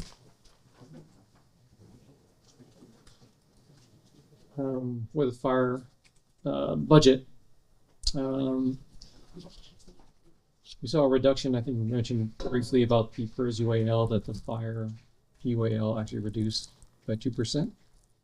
And we also see a reduction in the EMS billing contract. That's in line with the fact that we're reducing our projected EMS revenue. The billing contract is basically 4.5% of the collections. So if we're collecting less, or if we're receiving less, they're going to be billing less. The fire department contract, as we discussed earlier, is preliminary, and we'll get some updated numbers as soon as possible. Internal service funds is an increase in vehicle replacement costs and long-term building maintenance transfers. Just before you go on, I want a quick pause right there. Fire Chief and I have been talking about his initial request for a replacement fire engine, and we've had this discussion at the Finance Committee, so I wanted to give an update to the full council that what we've talked about doing at this point, although there is a need for replacement, is kind of taking a pause while we complete the fleet vehicle assessment that's happening right now, so that we can get kind of the full picture of what the entire fire fleet's needs are, what our current funding level is, what our current funding gap is before proceeding with asking the council for those dollars. I just wanted to give him a quick minute just to describe what the need is and the replacement of that vehicle, because I would not do it justice. So give you a quick minute to Yep, describe absolutely. what the need is. So we have an aging and becoming very less than reliable by emergency services standards. It's our wildland fire engine that's four-wheel drive and can go up into the hills and elsewhere, get into small places to put out fires when they're small. So we have come up with the plan to replace. It's a larger engine that we currently have, and we've come up with a plan to still have the same, close to the same capabilities on a smaller vehicle, which ends up being about half of the replacement cost if we were to do replacement of the exact kind that we have now. We're confident that it will protect the city and serve the city and our citizens equally as well. And we're also looking at, the city manager and I are also looking at other ways that we can at least partially fund that. You'll remember a couple of years ago, we passed the fire development impact fee. And so we're looking at that as a main source of those replacement funds. And it's about $400,000. Just out of curiosity's sake, with the exception of a very limited hillside residential zone, why does the city have to fund a type 3 when in reality a lot of the areas that are up valley in the other areas of your district truly have the need for a type 3? I'm just, again, looking at some of the harsh realities of money. Yep. It just seems like we should support what we need or they can be justified with the type of fires that we fight. So I'm just curious on where the the type 3 would come in within our city limits other than that hillside. Yeah, so we're talking about a type 6 now to Okay. replace the type 3. So if we were to replace the type 3 with the type 3, it's about $700,000. So we're looking, we work really closely with Public Works. We've worked with Wayne for years, and then Chris Pegg, and now Mike, to try to right size the fleet and manage the fleet to the best that we can. I think it's there's a couple of reasons why I think it's really important that the city still funds a wildland engine. First of all, historically, the city has had a dedicated wildland fire engine purchased since the early 40s, and that's continued. While the area that is four-wheel drive accessible within the city limits is relatively small, and especially when you look at comparisons to the rest of the district, it's still really, really important to get that first piece of equipment there and keep fires small. And if we don't have a wildland engine in here and we're relying on district engines to come from farther away, that fires grow exponentially. Sure. And I think the other thing that's a key part of this is whether I know we all have some angst about this, but most of the city is in a very high fire hazard severity zone, and we really need to be equipped to be able to handle that. Sure. And last point, if I may. So yes, the city engine, wildland engine, does go out of the district. Those responses, it's one city engine and 4 district engines. Same thing happens here when there's a fire in the city. The city provides 1 engine, the district provides 4. So it's really that regional approach that really works so efficiently and effectively. And then my last question is, I know we judge fleet replacement based upon the consultant that has charts, et cetera, and I believe that the type 3 that you currently have has not reached its quote expiration date. And so the question is, why not? And why can't we just fix it? Why not is because it is proven to be very unreliable. Okay. And we have tried we've exhausted our options in trying to fix it. And it's unreliable to the point, to frame it, is if when it won't start to even get to an emergency, that's the worst case. That's not the typical look of a good firehouse. Is there? No. Have something not start. Understood. Thank you. How many type threes do you have in the district collectively? Oh. The district has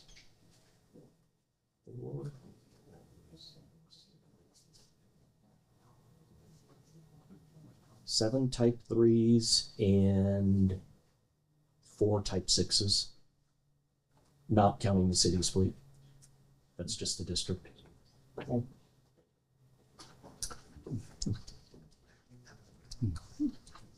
Okay, we're leaving the general fund and we're going to look at our enterprise funds now. First one up is our cemeteries. The cemeteries funds in 2025-26 completed installation of new niche inventories. That was in May of 2025, expanding available interment options and supporting cemetery revenue generation. They also completed and distributed updated cemetery informational brochures to improve public access to services and cemetery information. For their goals in 26-27, develop programs and revenue streams to address the cemetery's fund deficit. Study and expand in-ground burial options, which were discussed briefly with Dave. Cemetery fund budget, looking at revenue, and there's a reduction in the transfer in from the cemetery endowment, and that's due to the endowment being currently negative. And then we have some salary, wage, and benefits increases, and that's a result of staff reallocation, primarily from parks to cemetery. And professional services, there's an increase in consulting costs. In capital project, we see a decrease in capital projects.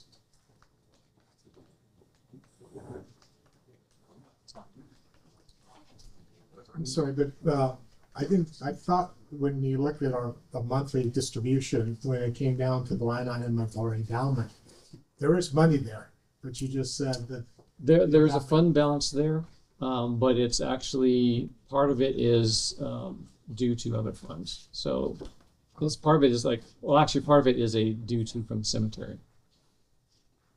So So do we have an endowment or not? We have an endowment and we are collecting endowment fees. Right now we've been sort of transferring every year. I think we transfer 45,000 a year, and it's from the general fund. From the endowment fund to the cemetery. Oh, I see. So, but currently the endowment fund is negative, and so it doesn't make sense. It doesn't sound like a very good sales pitch to somebody who wants to bury their loved one in our cemetery. That there is no endowment to maintain it. Right, correct. So, but by delaying it, I think this year we can have a positive balance next time. Yeah. And we may have to adjust the amount that we transfer in to the cemetery fund.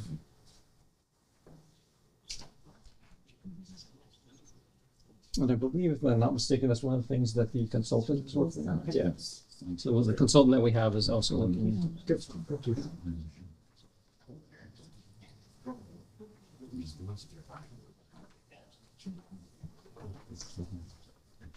For the water fund, the 25-26 accomplishments, I'm going to highlight the urban water management plan. Will be completed by June of this year, and we completed the successful adoption of the cross connection control ordinance to complete the city's updated cross connection control plan as mandated by the California Department of Water Resources.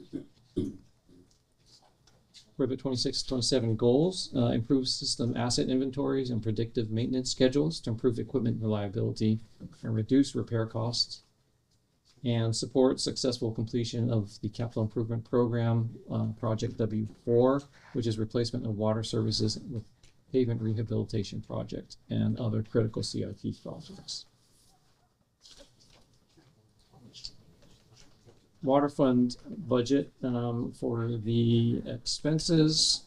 we're looking at salary and benefits. We see a decrease, and that is a result of staff reallocation out of the water department or out of the water utility fund.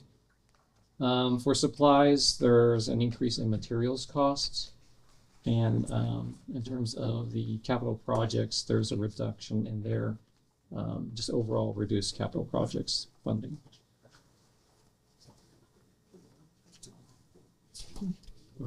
Quick question. I know that our provider, Sonoma Water, has given us an increase coming up. And I was led to believe that we were not going to have to pass that increase on to our customers. I'm just curious, how were we able to absorb that and not pass? Looking at year-to-year trends. I'm sorry? Looking at year-to-year trends, the rate study is probably 3.5 years old right now. Okay. And when you look at the 3-year trend, it's a net zero. Okay. Yeah. Roughly. Okay, so we anticipated an ongoing increase on a yearly basis, or? I love the fact that we don't have to announce to our customers. There is an estimate for what the rate increase will be on a yearly basis. Mm-hmm. And when you look at the average 3 years for the first 3 years of the rate study, it's net zero. Okay. The first year was more positive, second year neutral, third year a little negative. Okay. Yeah. Okay, great. Thank you. You got it.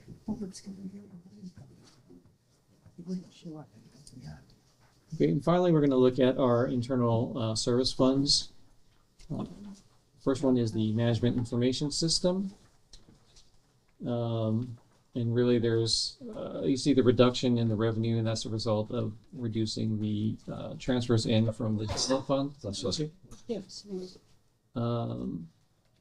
And we see reductions also in professional services and the capital projects, just fewer funding of those items. And operations is an increase due to, actually, I'm sorry. Let's just see an increase in the software purchases out of the system. And that is all I have for this.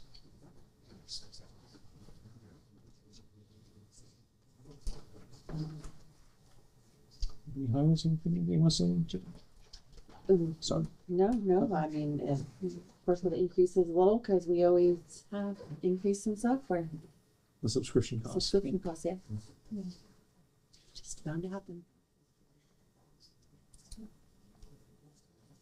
Okay, so moving on to the vehicle replacement fund, we do see a reduction in the transfers in. Large part of that is because we had some budget adjustments during fiscal year 25-26 that came out of this fund. I think there was like a flail mower and some other items, some other vehicles or equipment that was purchased. We don't have as much budgeted for fiscal year 26-27, so that's why you see a reduction there. In terms of the internal service and capital projects, we just see lower funding for capital projects out of this fund, and less. Actually, there's a reduction in the software and equipment. So I think there was a budget amendment in fiscal year 25-26 that is not going to be included for 26-27. So that would be the result for that reduction in the expenses.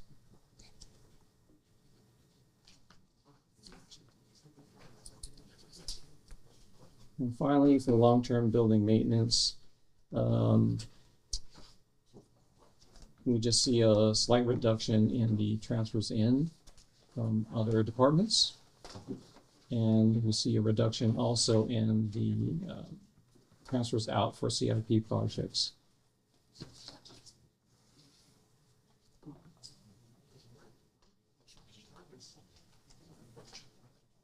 Any questions for the internal service funds? Yes. Vehicle replacement. Yes. You indicated that they purchased some additional equipment and I guess I don't quite understand how the transfers would go down unless you were eliminating equipment. Oh, so there were transfers in from, so what happened was, I think there were some budgets in other departments in the general fund. And so, for example, with the flail mower, was budgeted among 3 different public works departments. Okay. And it was determined that that was not an accurate way to record that purchase. It would be credited as one purchase out of this vehicle replacement fund. And so we made a budget adjustment that basically reduced the budget for those departments and increased the budget here for, so it was like a transfer in. Okay. And so we don't have that budget adjustment incorporated into the 26-27. Okay. So you'll see that, yeah, so there's a It's transfers showing in, up other the places. amended budget has an increase in the transfers in, but it also has an increase in that, that internal service account, the project, basically the expense coming out. And so both of those things are not going to be in the 26-27 budget. Okay. On the long-term building maintenance, I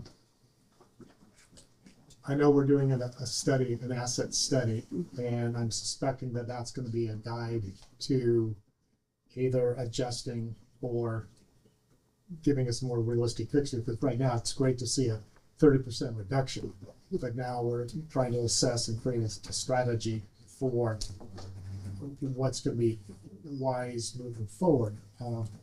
Is this something that it would warrant to do a mid-year re-review?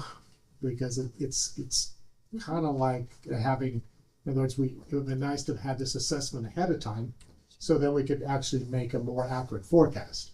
So I think what you're going to see though is more of a long-term 10 to 15 year outlook. Okay. I think that we already have identified a couple of the deficiencies that we have in our all of our buildings, and that we have programmed $150,000 into the CFP budget, which Ashley will talk about in just a second, to address what the need that will be identified over the next 2 to 3 months as the facilities assessment gets up and running.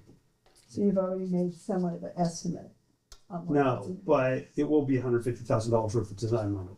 Okay. Regardless of whether it's the firehouse or I'm voting for Public Works, but I know Ryan's voting for Carnegie. My house can use it.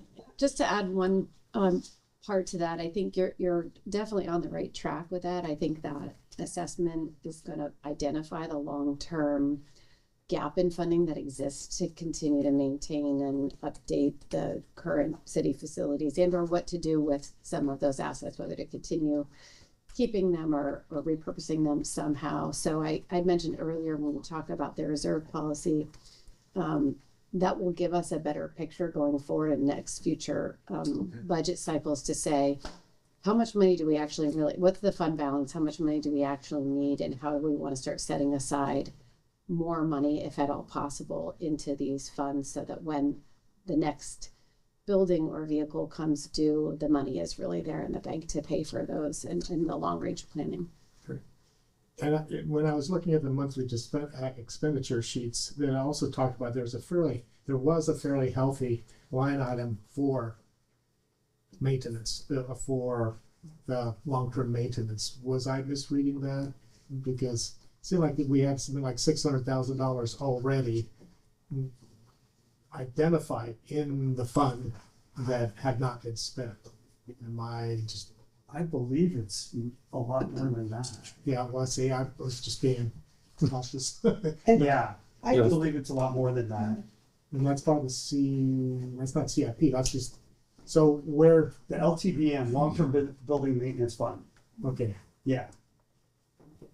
Okay. Yeah, and as Ryan's and this is probably getting a little bit too small scale for this conversation, but finance identifies the amount of money that goes in on an annual basis, and it's trying. Okay. It's in a fund. So we actually have accrued monies down through the years because we haven't had to spend it. And Yes. This is just what is budgeted for 26, 27. Yeah, and it's fairly healthy. I thought, well. It's fairly healthy, and it's going to be really great to have that plan, because that's going to give us the graph that shows when we're in the black, if we're getting close to the red, And just segueing off what Christina said. Great, thank you. Yep. And that's also similar to the vehicle replacement too. I mean, we have a fleet assessment consultant that's really gonna do the same thing, really tell us if we're on track or not on time in terms of, budgeting for our future vehicle replacements. So, Patricia. So, yeah, I think that that's one of the things that would be helpful is when we're, even though this is budget and we're not looking at the funds balances, for us to see that see the fund balance for each of the funds. Because, for example, the cemetery fund, I think we understand that there's a negative balance in the cemetery fund, right? And so, correct? Of $1 million. Yes, So 1.2. yes, so it's still there. It hasn't gone anywhere. It's still there. So, but it's just helpful as we're looking at that and to see the budgeting, what's happening, and what the. Yeah, and that's part of both the fleet and the facilities assessments. There will be a presentation to council. Okay. And so that'll be a really good snapshot of where we are and what the future plan is. Great. Yeah. I just think when we're budgeting too, it's good for us to know. See the big picture. Is this something that we're working, that is in debt, or is it something that is in good shape? Yeah. Or because we don't remember some of it, but not all of it. At least for my mind, I don't want to speak for the rest of the council sprains. I think it's a good idea to include the full big picture of each fund. Yeah. Okay. Thank you. Awesome. Yeah. I think next up we'll be going over the capital improvement funds. So today I'm just gonna go over the capital improvement fund project that we have in park, streets, creeks, and drainage and water. So we'll start with parks. Our fiscal year 25-26 accomplishments include the updated execute contracts with Sonoma Ecology Center for fire reduction efforts at Montini Trail and continued design for Olson Park.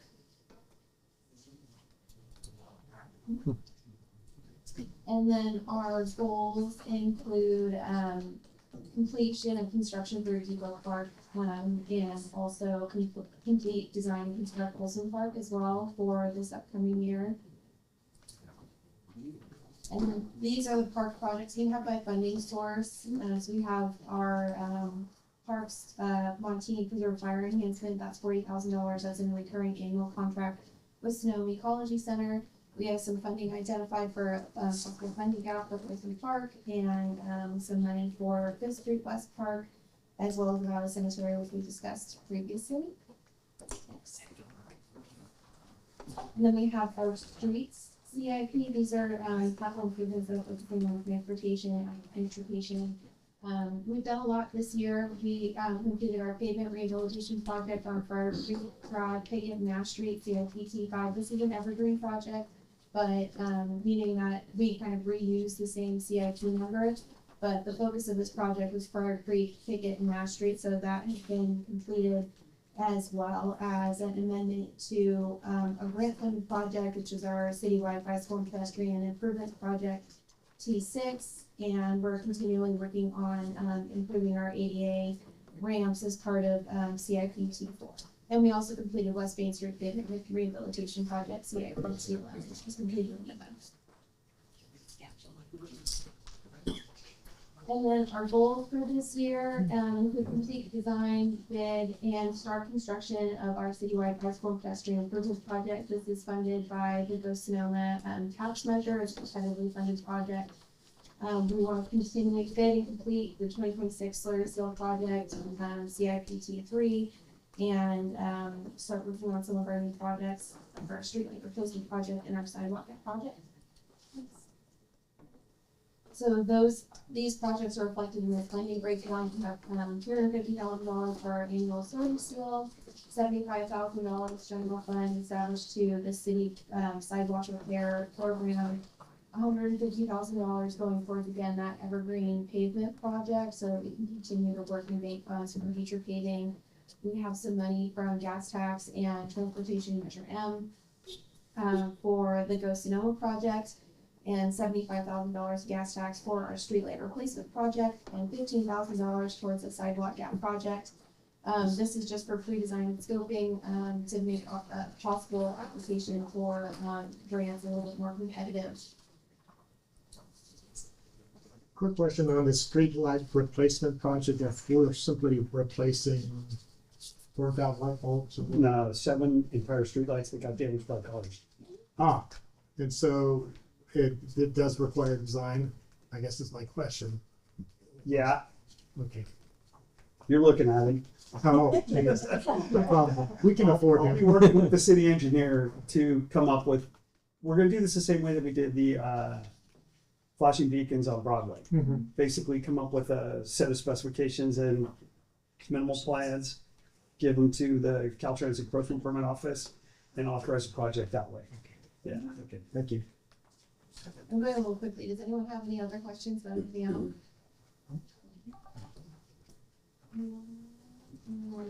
Creeks and drainage. So our 25-26 accomplishments, continuing to work with a group of other agencies on our EPA funded grants for large drought capture installation, and working on completing drought and storm drain condition assessment. And then goals, that would be to issue our RFP for the storm drainage condition assessment and continue working on our large trash capture project that is funded by EPA. This is part of our projects that we have rolled back a little bit. We're looking at some alternative funding sources for the large trash capture project. And then accomplishments for our water CIP, we completed our AMI CIP W10, and we also completed the Willow Guard Bridge Water Line Repair W18. And then 26-27 goals, we're going to continue working on a biannual assessment of water leaks and evaluate condition assessments of AC water distribution pipes, and then also begin design and complete construction of the pump station reverting project. And these are our funding sources. The Norbalm tank coating renewal, we're planning on working on design for that, but that's kind of functioning more as a piggy bank for right now because the pretty expensive project. So That's not a Sonoma water project? No, this will be our tank. Yeah. They're working on their tanks. There's one of their tanks on the hills coming offline for a year. Our project is gonna go after that. And so right now we're just getting the design put together. And are our tanks up on the hill too, or not really? Our tank is up on the hill. It's not So those right two. at those two. Yeah. Those two are owned by Sonoma Water. Ours is up Norbalm Road. Oh, right, okay.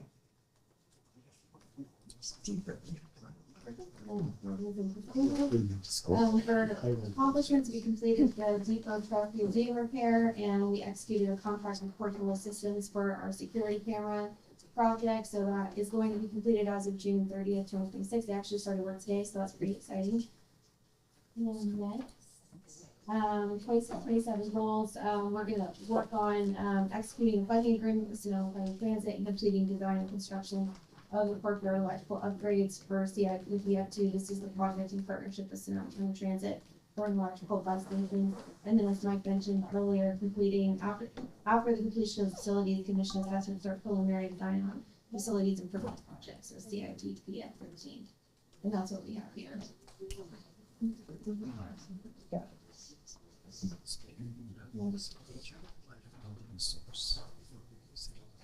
Okay, finally, yes. Can I ask you a question, just of the, where Norbalm, do you think where that tank is, like, is there a height of 600 feet from ground level to where it is? We have to check. Yeah. Because if there is, there's pumped hydro possibilities to create electricity. Anyway, just wondering. Let's stay on track, please. Huh? Stay on track. I'm looking for ways to reduce costs. Electric generation is what I'm Yes. hearing from you. So that's I'm guessing like that's 2 football fields. Yeah. So I don't Oh, think, good. I like that we Right? can Sounding football like field. Potter Valley. so it doesn't look like it, but as far as It may not be. The iPhone will tell you. It's cheap to do. And how many pounds of pressure do you gain with each vertical foot of drop? I don't know. Okay. And I'm willing to say I don't know. I will get back to you on that. Okay, put you in for it. Okay. Yes. All right, I think I'm rounding us out with our final section. So we're gonna revert back. Do you want the handout? This is the back page document we're looking at. We're talking about the Recreation Community Discretionary Fund Program. There we go. So if you just look at this slide briefly, I won't go through each of the numbers. The first kind of 2/3 of that page, those are our tier 1, our core partners, where we have contractual agreements to pay out that sum of $237,500. As I mentioned, a lot of those contracts are coming due this coming fiscal year, so I think a good opportunity for us to sit down with those partners, make sure we're all on the same page and that we're comfortable with what that funding level looks like moving into the future. This total bucket of money, you'll see at the bottom of the middle column, that $346,000, that's the total bucket we have to work with.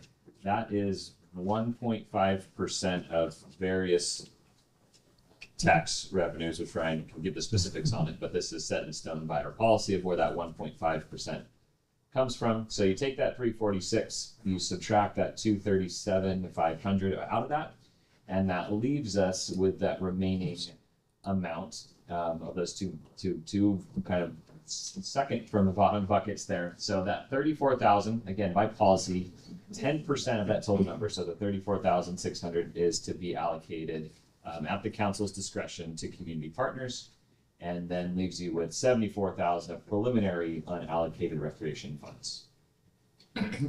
So as part of this, we have a application process for community members community organizations, nonprofits, to submit requests for awards up to $3,000.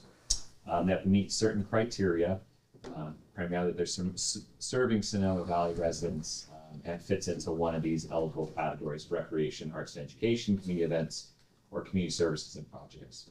So keeping in tune with the conversation we had earlier about supporting our partners, we've gone through the applications for eligibility. We received 34 requests that would be considered eligible for a total of $94,250. After vetting those and our thought of making sure that we're continuing to support the community partners, our recommendation is to fund the full 34 organizations, which if we move into the next 3 slides, we have them broken down. I won't go through them line by line, but happy to provide any backup documentation or spend any time on anything you have questions. That's right, there's 3 of them split into their various categories. Some of them could certainly maybe fit into 1 or 2 categories. So that's 34 nonprofits that we're recommending providing funding for to the tune of $94,250.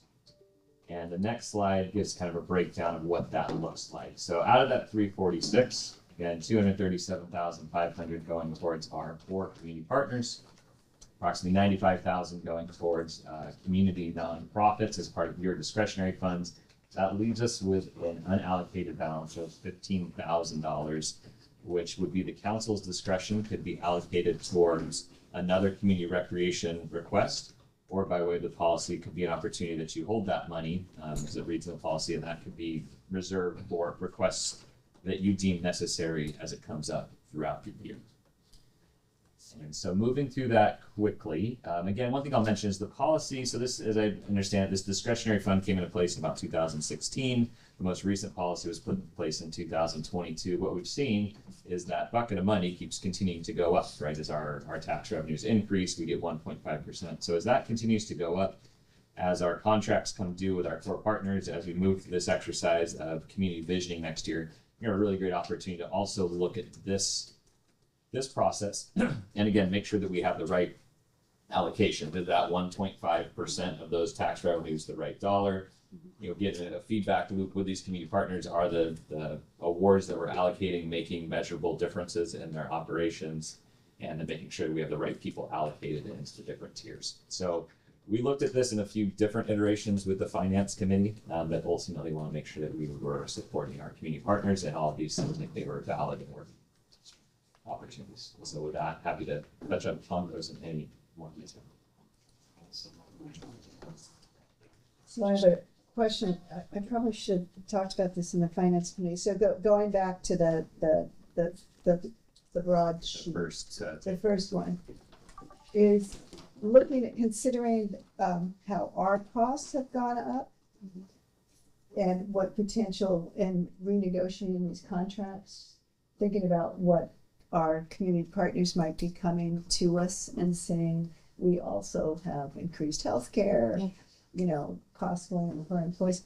So is that something that the 74,000 could potentially address? Because in the next sheet, it kind of ends up falling into that discretionary funding, gets rolled up into that. But so so that's just what I'm thinking about, that top part. And then second part of this is another question is always to be asking, and of course disclosing, you all know I'm on the board of this ecology center, so they may not want me to say this, but are these the right partners, right? Are these for, you know, what we're, our goals and what we're facing today, or these are right, that would be part of it. But can that 74,000 address what might be requests coming back from them to increase their costs? As I understand it, yes, we have to dive back into the policy in a little more detail. Again, we can always revisit the policy, and I think that's something that would be important for us to do. Because again, one of the opening lines of the policy, right, is this: we do this because we don't have a dedicated Parks and Recreation department. So I mean, as we look at that, what that entails in the future, but as I understand it, it's the policy that 10%, so that 34,000 number is really what the council, by way of the policy, is required to allocate to those discretionary funds. Right. Anything beyond that, that unallocated, that 74 could go towards other, could be an increase. I think that's something we want to settle again for our core partners by way of hopefully some longer or at least multi-year contracts, so it's not a changing number year over year. But to your point, I think this is an excellent opportunity to make sure, are these the right partners? Do we have everyone captured in this, of what we consider the core partners moving forward? And that they're probably gonna all ask us for more money. Right, these are several years, again, with being a multi-year contract, those numbers haven't gone up over the last several years. That was a bit flat. Yeah, because we have 3-year contracts. Yes. It seems as we negotiate on the next contract, so there's another 3-year contract. Would it make sense to have not an inflationary percentage, but an automatic increase in the anticipation of what you just said? That are increasing expenses for parallel. As we go into negotiations. Yeah, we're going into negotiations. I like the idea of unallocated balance of 15 grand, that there are needs that come up through the course of our fiscal year that may be nice to have a pot to draw from if indeed there was consensus on the council for such a need. I know historically we've allocated everything, I believe, and at the budget, and it was adopted, and so therefore in the subsequent months, even if the needs were legit, we kind of threw up our hands unless I'm wrong. So I just throw that out for council consideration or comment. I think you're right. Yeah. We typically have not had that surplus because we saw the increase of $30,000 being allocated here, whereas before we were much closer to what the number of requests were. Yeah, I like maintaining that 15,000, knowing somebody's gonna ask you something. The worst case scenario is it gets rolled into 27, 28. Yep. Anybody else wanna do something else with that money? No, yeah. I think this is great. You look at this list and it's like, wow. It's very diverse. This is really great. And I bet that if they didn't have, this little bit of money, it's not a lot per group, it would make a difference in those events. Absolutely. And if we had to coordinate all those events, we couldn't do it. And generally, this is not, for most of them asking, this is not the cost of the event, of course. No, right. absolutely not. But it's really, that's good. Well, we're at the end of our prepared presentation, and we can stay as long as the council wants to answer either questions or the good of the order on as we prepare to bring the budget forward in June to all of you. The question I want to raise is, have we given you the feedback and direction that you need for you as your department. Absolutely. I have what I need. I just want to make sure everybody else around the room is, the staff are nodding their head and feel Well, it clear. started off, you indicated, you wanted specific direction, whether or not you should continue, evaluating the reserve policy. Yes. I don't know if we all. We did chimed circle in on that at one point, but I'd be happy to get a confirmation. Okay, I'm yes. Nod. Yes. Okay. I mean, yes. Okay, Sandra. Yes. And Jack. Okay, so we will follow up on that as well. And then just one last thing I would ask for, is when you do projection charting on your revenues, taxes and what have you, it would be interesting to have an overlay, if possible, for the past 2 fiscal years, so that we can see, what the previous budgets look like in their actuals. So you want the previous 2 actuals or fiscal or budgets or both? Well, you could do budgets, but your actuals. The actuals. Right. So, I think that would probably be more helpful. So are you suggesting, just to be clear, on the 5-year forecast that we bring forward to show 2 to 3 years of prior actuals? Yeah, or if you want to go 5, if that's easier. Yeah. Okay. And because I think what we want to be showing is what is the growth of, what is the growth of costs relative to the, the growth that we've been taking from what we're projecting that growth to be over revenues. And whether, because right now we're at 2 to 1, right? And what does it look like 3 or 4 years from now? Yep. When do we, and I think the key question is, when? Once we reallocate, what the criteria is for the reserve and how much of that reserve is actually still available in that non-discretionary area. Correct. Like how fast do we eat through that when we're really running a deficit budget? Yeah, absolutely. Have no choice but to have a deficit budget, which could be unfortunately sooner than we want.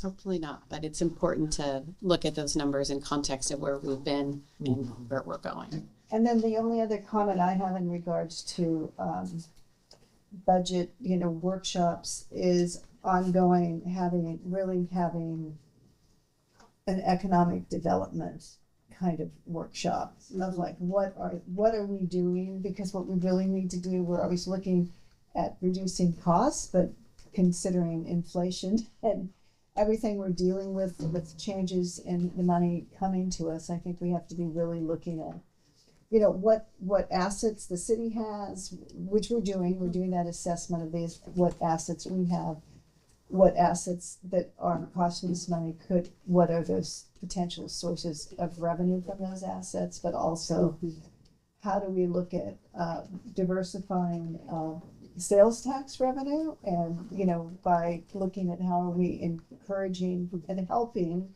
entrepreneurs or new businesses to be here in the city. And I know that that's a role of our local chamber, but also I think that would be a very valuable workshop. We have to bring the revenue up, and whether that's additional other taxes, which I think that we need to look at too, but if that's like transfer taxes or things that We can't do We'd have to do a whole new charter for the city to do transfer. Oh, we would. Yes. Yeah. We Absolutely. can't do it. No, I explained that to Larry Barnett many times. Yes, okay, good. But I think you're pointing to the conversation that there needs to be continuous research and analysis done on what are revenue generating strategies the city could implement. Not all on the voters, right? But every little bit helps. So economic development opportunities that bring in new types of sales tax revenue that we don't currently experience. And there are other revenue generating measures, but we've got to get really creative about what those look like. And it'll be imperative to helping address the structural deficit challenge. And granting, of course, too. And increasing the amount of grant. Oh, and grants, revenue. yeah, absolutely. Although we know that's a very hard push right now, we still need to be Yeah, try to have as much of a finger on that pulse as we possibly can. Well, I mean, there are so many ways, we've talked about this, that we can monetize the assets that we have as the city that, you know, we brought this up a couple years ago about weddings. I mean, we all know this is bridesmaid central around here. Anyone who's been at 11 o'clock at night in front of Steiner's knows that. For example, I've heard. No, absolutely.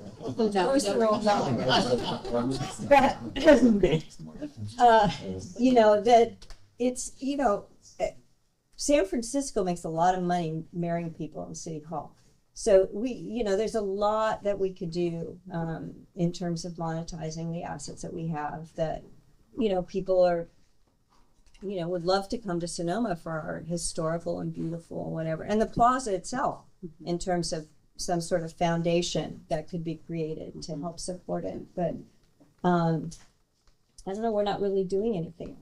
I mean, it takes organization. Now we have, you know, throw more on your plate. But it's, you know, there's a lot that we could do, and we could think about that. And the fact that we have it on there that said, I forget which of these many pages had this on there, but no new hotel, and there won't be one on, you know, on Napa Street, as some of us have learned. And then there is going to be one outside the city limits, across the street from the city limits, where Paul's Field area is. And how much are we going to lose to that? You know, that we really have to think long and hard about what we're thinking about approving or not approving, you know, knowing that that is a huge source of revenue that we're in. It's not gonna be one on Napa Yeah. Street. I hadn't heard that. Yeah, Napa Street, that is. Real quick, Ryan, if you could, for some, what I call general talking points out there. Our revenues are projected to be down by what percent? Oh, 1%, 2%? It's about the general fund or the citywide? Just the revenues we get. In other words, if people are gonna ask us, you know, what's the forecast look like? We're gonna have, expenses are up and revenues are down. I just would love to know what those percentages are approximately. So we talked earlier about compared to the amended budget or the original budget. And I think the figure that probably makes most sense if you is compared to the original budget, Okay, those which is fine. one-time adjustments. So maybe it's start with that, but it's important to qualify because technically if you're the last adopted budget was amended. Yeah. But if you want to kind of carve out those one-time increases and kind of look more at a trend basis, I think that's the figure that you. Do we know that right now for the general fund? We don't have it. No, I mean, I could At some calculate it. Yeah. At some point, I'd be just interested because it's a fairly easy conversation without having to get into the details with constituents. Yeah. I wonder, why am I not getting my spot though? Yeah. Call Yeah. Mike. Good, Jack. Oh, God. Yes. Today, what impressed me that is, and we have the balanced budget. However, if we look at it into, that is we cut a lot of the capital improvement. So that means we try to work hard with the long term and the short term and the balanced. But I believe and making sure all the residents got the proper service and the safety and the security, that is number one. For those and the projects has not been funded from this budget, I would suggest maybe we can put everything, review it, put in a priority list, what is most important. We cannot wait. If we made in 2 years or 3 years, we will spend much more than the money to fix it. In this way, we do a little bit of smart analysis and can save us a lot of money. And another good thing for me is we always carry out very conservative financial budget policies, and hopefully at the end of the year of this fiscal year, and we will break even. That is my goal. And overall, our economic environment actually is not very favorable for us. The biggest indicator is the sales tax, the dropped. That is very dangerous, not only for us, for everyone. So if we keep watching and build up our own defense by ourselves and save a lot of money, do what we can and put more money and for our reserved fund and prepare the worst day in the future. Thank you. Yeah, thank you. Well said. Okay, looking around. Yeah. So I think we're basically at this point, I think that the finance committee, with some adjustments that were made today, recommended that we're recommending this budget. So to move forward. Okay. Yeah, thank you for clarifying. Yeah, we support. That on the record. Any last questions or comments for the good of the order? Well, thank you. My favorite part. Thank you all very much for your time. Yeah, it's my favorite part. Really.